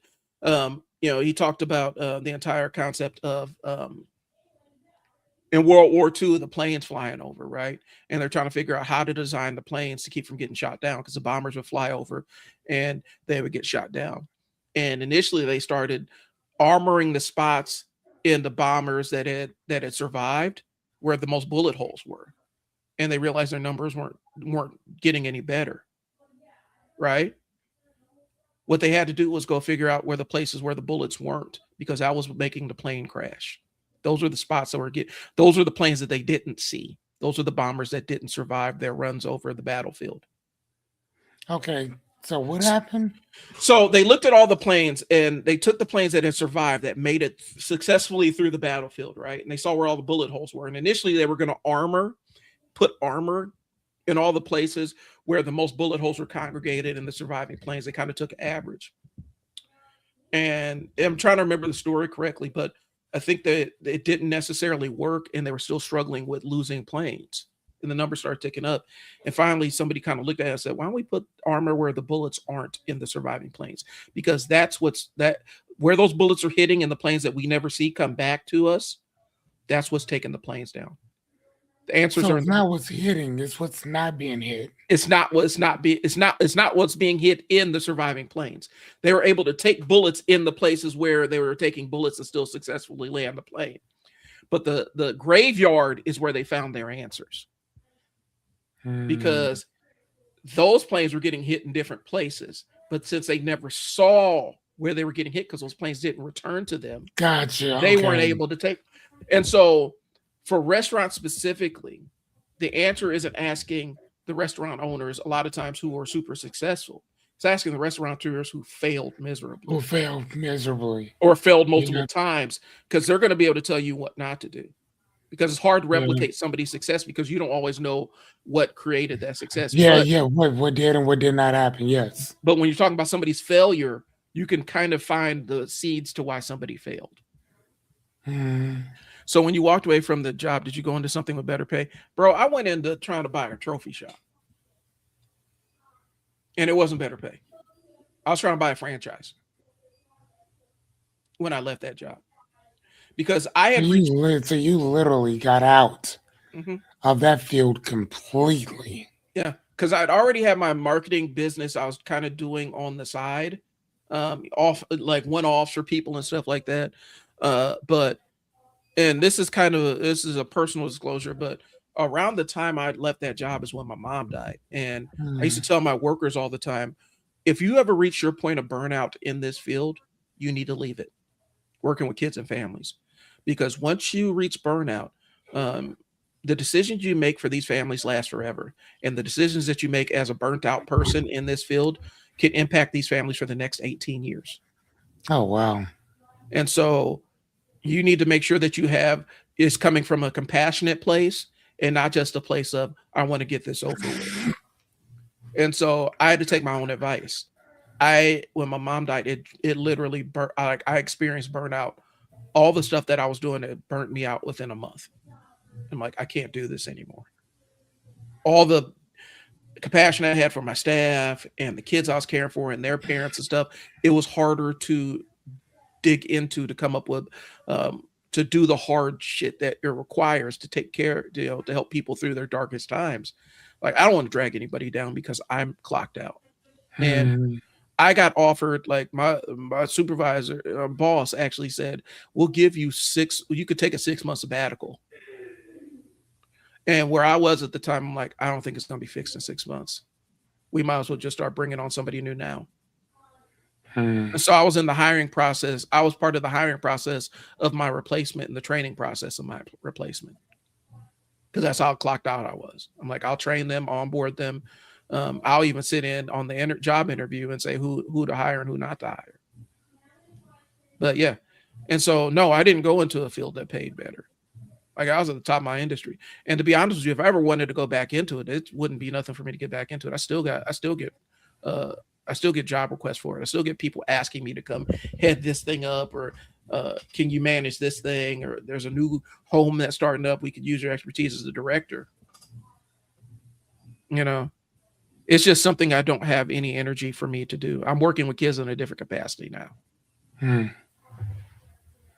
You know, I don't have to take home horror every single day, which is nice, because in case management, I was literally taking home human horror stories every single day and carrying that home with me. You don't get paid enough to do that. No. So, but yeah, you don't. I didn't, and I had no, you know, I had money. I had saved up. I had really saved up a good chunk. And I was really disciplined on that end of it. And so when I stepped out, and decided I'm gonna try my hand at that. But yeah, man, that's just, and so I took a flyer, and the trophy shop didn't work out, but the other marketing side did. Now it wasn't, you know, millions and millions of dollars, but it was enough to do something with. Right. So it is what it is. And now I'm in the next phase of that. I'm trying to figure out what the next phase of this moving in the future, moving forward. And that's where the video room and the media room and all this other stuff, because I want to do some kind of hybrid with teaching people video marketing and also providing videography services while teaching it to them. And so that's the next iteration of what I'm doing, is moving out of the done for you and actually teaching people how to do this kind of stuff, to get online and start doing the kind of stuff me and Fearless are doing right now. And so now it's figuring out the best way to apply it. Right. So sorry, I chewed up a lot of airtime with that, but that's kind of where I was. No, that's what's up. Let me jump back and see kind of where we are, because I think we actually covered a lot of stuff. Failure as information. This is actually a good follow-up to what Liberty was saying. A lot of times when we talk about like failure, like specifically I talk about a failed restaurant, like we were just talking about. Okay. We consider that it's a proof of your inability to do the thing. And that's how we catalog it. We try to avoid failure. We're embarrassed about failure. At all costs. And even in my world, I've experienced this. I'm still embarrassed about things I feel like I failed at. And I know that that's not necessarily a useful feeling, because really it's just a data point. You know, but failure provides real feedback. It provides data. It provides direction. It tells you this is where this thing is screwed up, and this is how we avoid it in the future. But we take a failed business as an indictment against everything that we stand for. And sometimes it's just, hey, we tried a thing that didn't work. What did you learn from it? Where's the lesson in it? So I say, get out there and fail hard and fail fast. You know, I know that's I know people in tech talk like that all the time. Get out there, fail fast, and break stuff. I'm not saying break stuff, but I say get out there and try the thing and see if you have enough knowledge to make it work, or not enough knowledge to make it work at all. Because again, there's always that restaurateur that knows everything, get out there and executes the way that they know how to, and the thing doesn't work for them. And then that person that doesn't know a damn thing and get out there and have massive success. You never know. But yeah, failure is a data point. What do you think about that, Fearless? Is like failure being a good data point for you? Oh, the same thing. I mean, I think kind of like you just said, it's one of those things that but personally, like I like to fail quickly as possible. Mm-hmm. You know, I mean, it helps me to kind of get over not only the anxiety of being scared of certain things, the anxiety of fear, the anxiety of looking stupid, but it allows me to move a little faster in what I need to do. So, like, I have this thing coming up in another year or so where we have to learn about statistics and Mm-hmm. probabilities and stuff. And apparently, that is one of the courses that people fail a lot in. I actually like statistics and I can't wait to learn it, Mm-hmm. right? I don't just want to pass the class, I want to learn what I'm doing so I can use it for different stuff. You see what I'm saying? Right. And it's one of those classes too, if I'm not mistaken, that they do monitor you when you're there. You know what I'm saying? Mm-hmm. Like they watch everything you're doing because people will cheat on Yeah. that, which I don't blame them. But why are people cheating? They're cheating because you didn't show them what they needed to learn the way that they learn. Because otherwise, just get on and just knock it out. Right. You know what I'm saying? It wouldn't even be a test like, hey, show me that you know how to do this. So, like, when I'm learning stuff, I look at it from the standpoint that if I was teaching this to somebody else, how would I teach it to them? What do I need to know to teach this? Yep. That's how I learn stuff. Because my objective is not for me to learn it, it's for me to learn it to give it to you. And if I learn it to teach it, then I'm going to be able to figure out ways to map this, whatever it is, in with every single thing that I do. You know what I mean? That Everything makes that I sense. do, I'll be able to map it and be able to help you with it. So, like, I love teaching. Mm-hmm. I like reading, teaching, all that stuff, studying. Like, that doesn't, again, why would I not be in school? I think, and that's I think the tension, the creative tension you're kind of experiencing with it is you are in school for the betterment, like the better, because it's something you Yes, wanted to do and stuff like yeah. that. It's a journey you're taking. There are some people out there that this is just a box that they got to check and they just want it over with. And that's literally what it is. Oh, don't get it twisted. I do want it over with, but Hmm. I do want to learn what I need to learn so I can move on. And I think that also is a thing that does come with age, where a lot of times people want to just speed run through experiences just so that they're done with, so you can say you completed them, as opposed to spending time in the experience, dwelling in the experience, um, and existing in that experience. Um, I think um, they don't want to live in that place where they're actually having to, and experience it. Like it's just like they want to skip the entire experience and get to the end. And I think that's why you see people cheating on this stuff, because they're like, I just want this over with. And I get it, they want it over with, but at the same time, they don't even want it to register as. A It's almost learning like they don't even want to. experience. They don't even want to register the experience. They just want it over with. Um, and it just, people are coming in different places. Some people are just like, I just need this degree so I can get this promotion. I don't care about none of this other stuff. Right. And um, and other people are like, I'm coming back because there's something I specifically want to do, but I want to enjoy the experience of going to school too. I want to embrace it and Yeah. lean into it. Yeah. My professors ask all the time when they ask all of us, what grade do you want? I don't, and it's kind of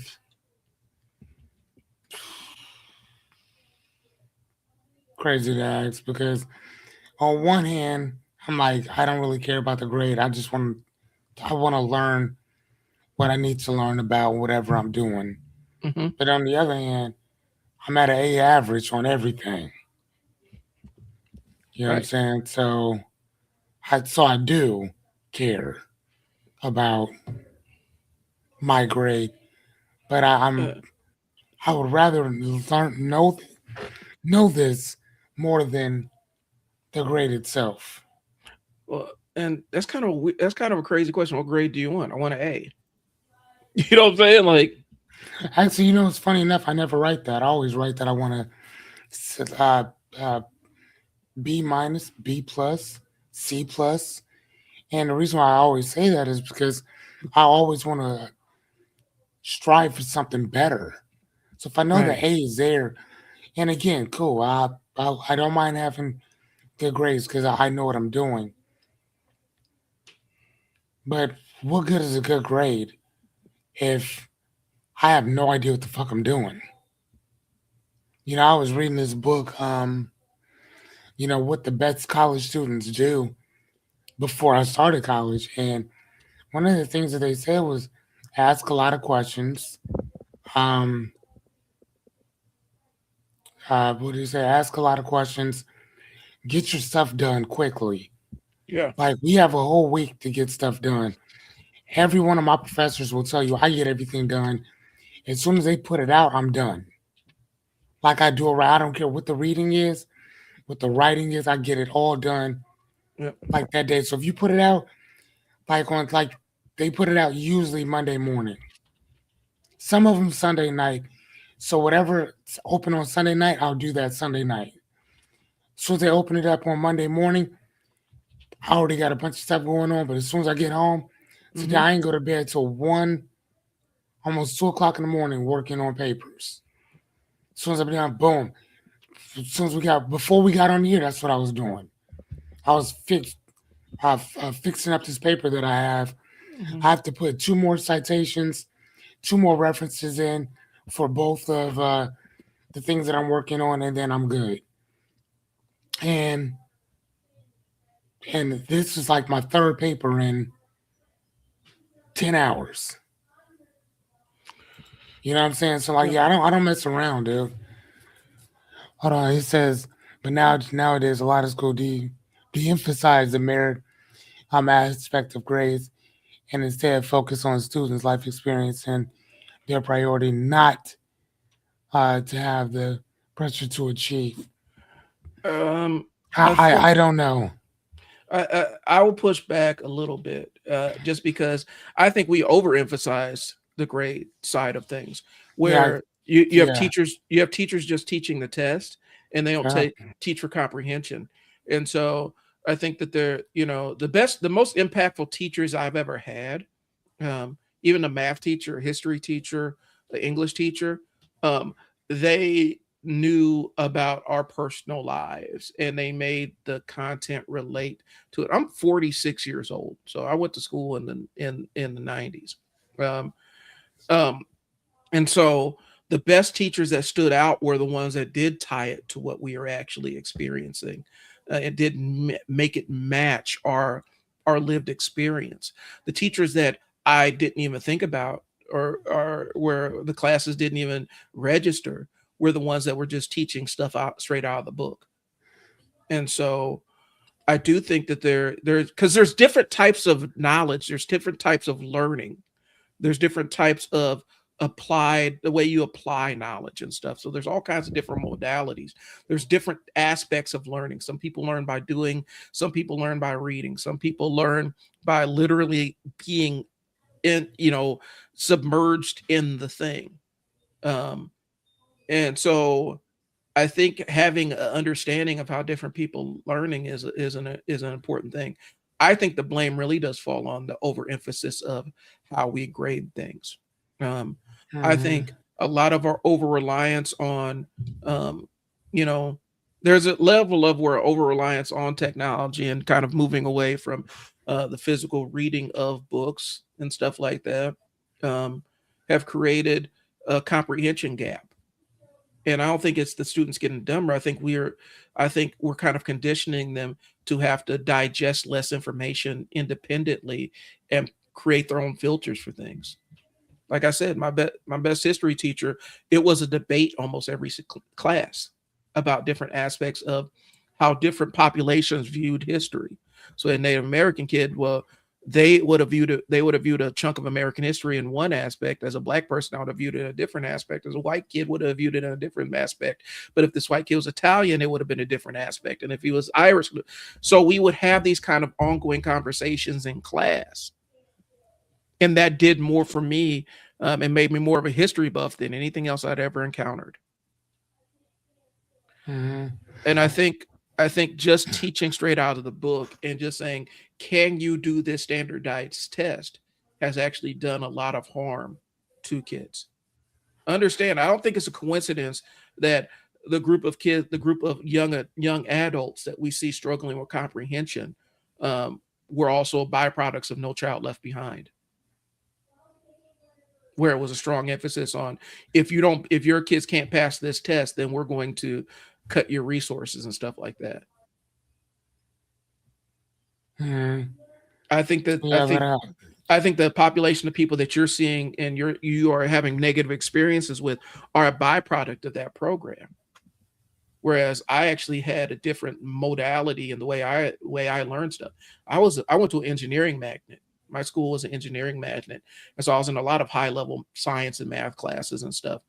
And every single one of those teachers, like I remember, we had an engineering class where we actually had to go out, like we would take a digital camera. This is early '90s, so we took the first one of the early digital cameras, and we had to go out and get footage of a place that we wanted to redevelop, for the community or whatnot. And so we took that camera and went out there and did that. And that was a class I got a lot from. So it's not by accident students and grades intelligence are declining. We've lowered standards.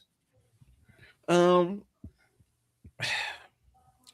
Sometimes I think, can you explain what you're thinking is a better way of getting somebody's knowledge than, can you answer this A, B, and C on a test?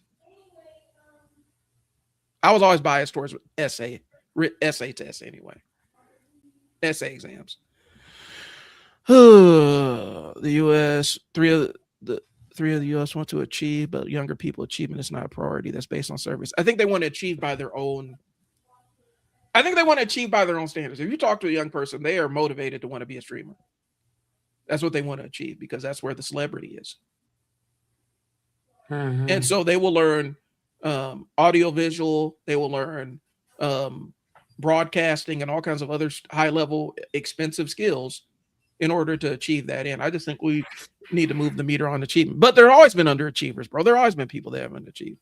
All right. Meanwhile, in China, they're celebrating students that achieve, that we've gotten woke and so. But China, there are people in China that are jumping out of windows because they're in a factory job Mhm. that they hate because they're conscripted to it, man. It's Yeah, I mean, not only that though, but not only do they jump out of factory windows, they put nets around the buildings to catch them when they jump out because it was happening so often mm-hmm. or whatever. So I mean, and again, I mean, we also have a high suicide rate right here in America too. And this is the piece I will throw in here. So I came up in the era of black excellence. Where are your stats from? Science stats, individual cases, some examples, not achievement. Okay, so here's the thing. So for me, I came up in the era of the black excellence era, is what I would say. These are parents that were either teenagers or young adults during the civil rights era. And so they lived a childhood which was during segregated and then a desegregated adulthood. And so for us, for my generation, for a lot of my peers who I went to school with, a lot of my black peers, we were forced to overachieve. Mm. And I know a lot that have completely, like, they've they've been dealing with all kinds of PTSD and all kinds of other unresolved things because of that drive to achieve. Again, I told you I accomplished everything in my career by the time I was 35 years old. That didn't come from a healthy mindset. That came from me throwing everything away and 100% focusing on career achievement. And so I have a lot of peers. I've got cousins that are in that boat, man, where they're so driven. They're driven to a point where where it's detrimental to themselves and their personal health. Mm.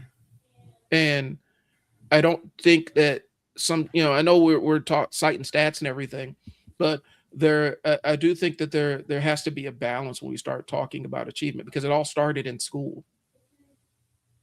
We had to pull um, we had to, even interpersonally, we had to talk my daughter off of like, you can relax a little bit. You don't have to drive so hard, because National Junior Honor Society was absolutely 100 was an albatross for her, because she's involved in so many things. She was wearing herself out. Hmm. I don't know. We have the Hey, lowest. oh, hold on 1 second. I'm kind of So, trying to answer everything, but go ahead. Let's go ahead, right. because I've been running for a while. So, you're saying that you're talking soft as though it's determination to achieve and to be driven. I can't see because there's a thing Oh, over there in the way. Okay, to achieve and be driven, but to be driven towards what though? to a grave.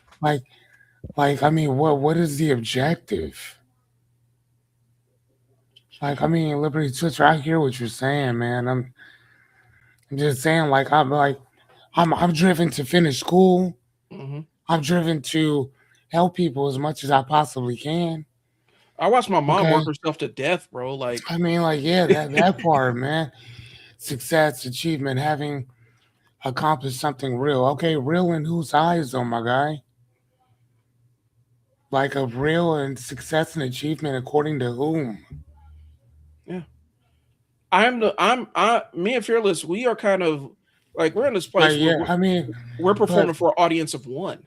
yeah, no, like that's just it though. Like, what did my guy say? Um, Vincent, no, Norman, what's his name? No, who Nightingale? Gale, Earl something Nightingale. Nightingale. Earl Earl Nightingale. Nightingale. How did he say success? Success was a progressive, worthy objective of a worthy ideal. Something along those lines. Yeah, for sure. How do you say it? That success was a progressive realization of a worthy ideal. And I'm So, looking it up. I think you're right, though. yeah, success is a progressive realization of a worthy ideal. So basically, that means that if you want to be a school teacher and that's what you end up being, then you're a success. For myself, I have called myself a philosopher for since I was in my early 20s. Now I am going to school for sociology, which to think, and philosophy, which is again to think, or whatever. And then from there, I have no idea, but I love to learn Mhm. in general. But you want to know who didn't help me along the lines or this road of this intellectual journey I'm on? School. Like school never encouraged me to want to be a teacher. I wanted to, and I still don't want to be a teacher, but I like to teach, Mhm. right? Because I like to learn, and I love the fact that when people when they get this aha moment, like, oh shit, I didn't even see it that way. That's that dopamine hit that I get.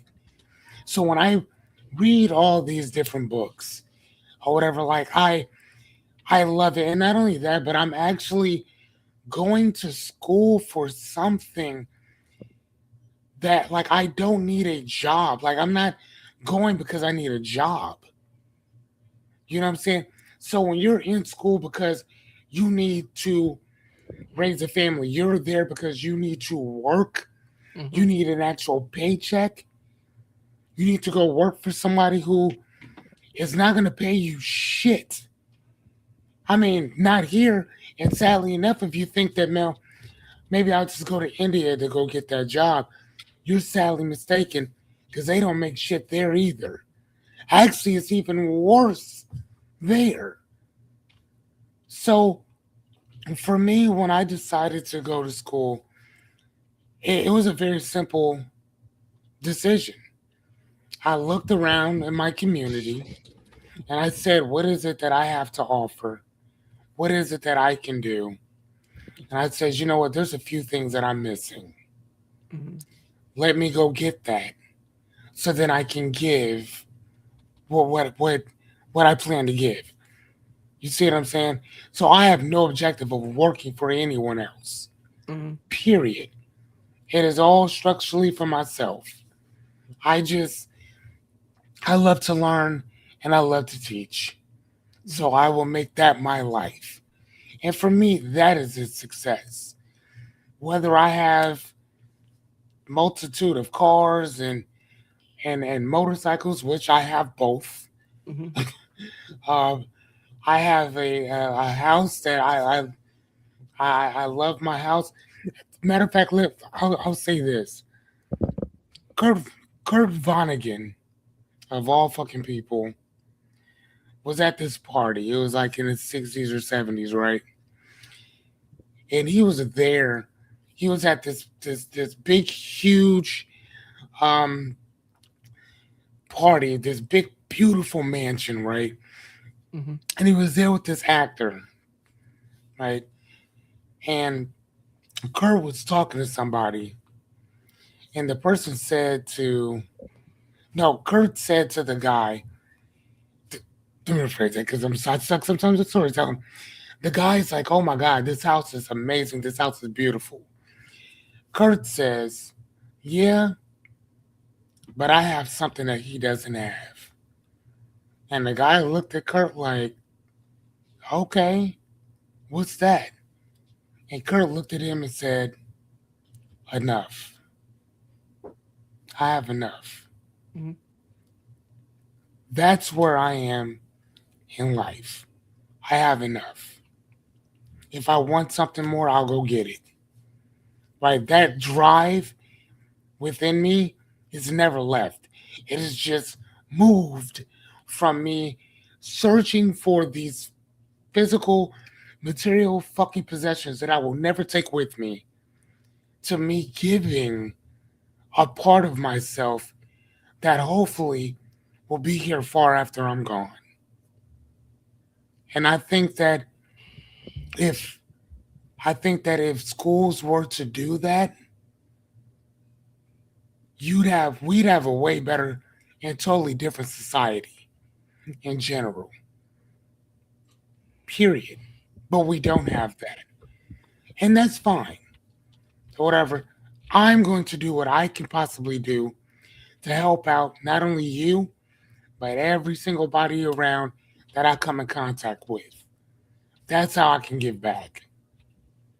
That's just me. Yeah. I think the idea of having enough is something that we lost. Now we're talking about specifically like these millionaire, these young person pretending they're going to be for a young person pretending they're going to be a millionaire influencer. It Oh my god! influence it But right. it's in. I would say this. Um, that is actually like you may not be a millionaire, but you'd be a thousandaire, a high thousandaire if you know understand the fundamentals of marketing and business. The reason why they're pretending that the reason why you see these kids buying fake wads of cash and renting these expensive cars is because that's been the blueprint they've been shown. People will buy from people that look successful, and the audience they're targeting looks to those hollow things as successful. And so they're almost faking it till they make it kind of strategy. But I mean, here's what the reality is. I teach business owners how to start putting their business online and become an influencer in their industry. That's not crazy. And there are people that have small followings online that small following generates millions of dollars, generates cash for them every single month because it brings cash, it brings leads, it builds credibility and stuff like Right. that.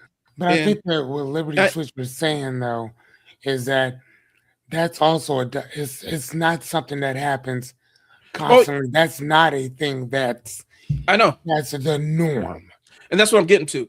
It's an outlier, but I Yeah, feel like very much. I feel like they have to like you telling them that this is a pipe dream isn't going to move the needle for them. They have to go out and No, you have to give them room to go experience that side of it and either learn how to do it right or learn that it's not going to work for them. But you just sitting there saying, "Well, that's just a pipe dream. You can never achieve that." That's not going to teach them anything. They have to go no, experience it that part. for it to be real.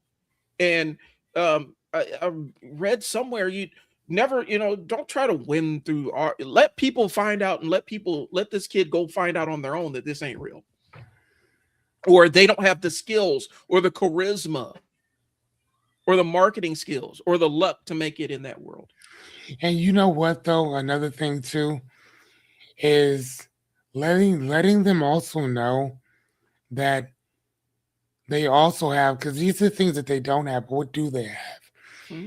They have the space to go out and go fail. Mm-hmm. They have the cushion there. If you do, we're here. You know what I'm saying? It's not like it's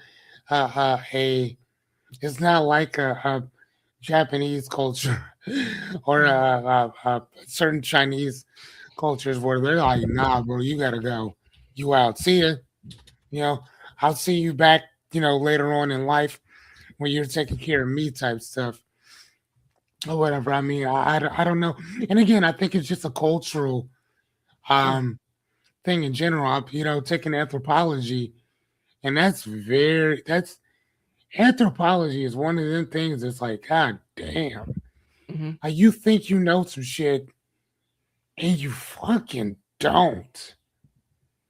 Like, oh my God. Dude, like the things that you think you know that you don't is so just, huh? I You know what I'm think saying? Like that's just crazy to me. too bad. I'm catching up on your comments here. You're older now, more centered, more appreciative of the value of education. But I think we've devalued education to that point where we treat it like just another set of boxes you got to check, as opposed to And that's something the you're reason supposed why to I make didn't memory. go for so many Yeah. years. And then not only that though, but I was always scared because so many people like, no, I ain't got no time to read. I gotta do blah blah blah blah blah. Like, dude, reading is something like it's not something I like to do. It's something I have to do. Yeah. Like it's just like a runner has to get out and go get a mile or two in. I gotta get some chapters in. I gotta knock a book out. Mm-hmm. And I'm not one of them type of guys that that that I just like a chapter or two. No, I gotta write. I gotta read a book. Mm-hmm. So leave me to let me chill so I can read for a few hours. Let me knock this book out. That's why, like I just said, that's why I got all these like little smaller ones so I can knock these out Mm-hmm. and still be like, okay, I'm okay. I'm fine. Keep going. So And then for the weekend, I'll knock out the bigger books. so The 4, the 5, the 600 pages. I'll knock those out during that time. So, stereotypical young person, influencer isn't as attention centered as achievement and orientation, guys. And that's true. Here's the thing, though. I look at it like this. I've been working, like my first job, my first full-time like career job. I was 21 years old. And so my entire 20s, I was living like a 30-year-old. Essentially, I had my own apartment, had car notes I had to meet and everything. And there's a chunk of my 20s that I 100% missed out on, that explorational piece of my 20s. And so, Me too.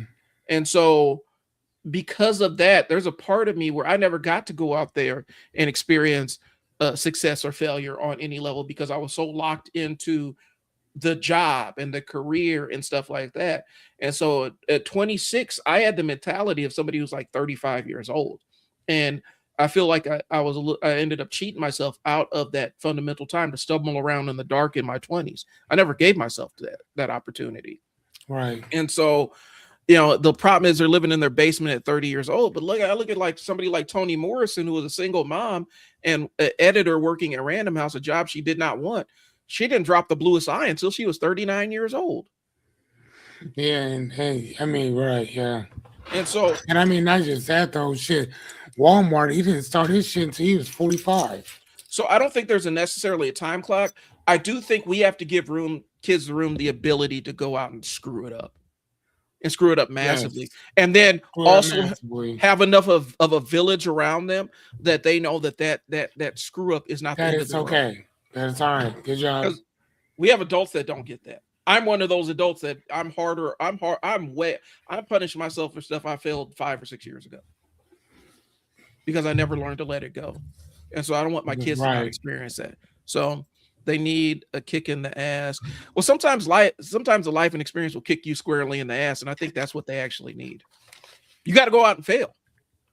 I think you have to go out there and deal with and do the thing. And that's all we're saying. I think experiential learning is probably, to me, is more important than a lot of book and regimental learning. Going out and experiencing the thing that you want to do, experiencing the life of the millionaire, the wannabe millionaire influencer, and realizing this ain't in the cards for you is more instructive than thinking about it until you're 35 years old. Does that make sense? Go out and do it at 22 years old. Realize it's BS, and now you know how to either make it work or make it not work. That's all.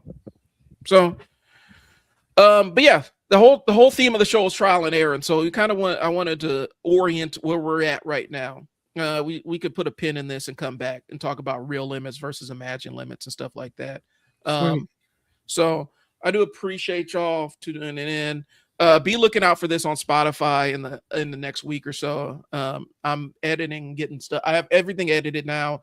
It's sitting through hours and hours of uploads, and so that's what I got cooking right now, guys. But you're going to start seeing this on Spotify and wherever you see podcasts. So do appreciate y'all, and thanks for tuning in. Fearless, you have anything else? Nope. See you later. Peace.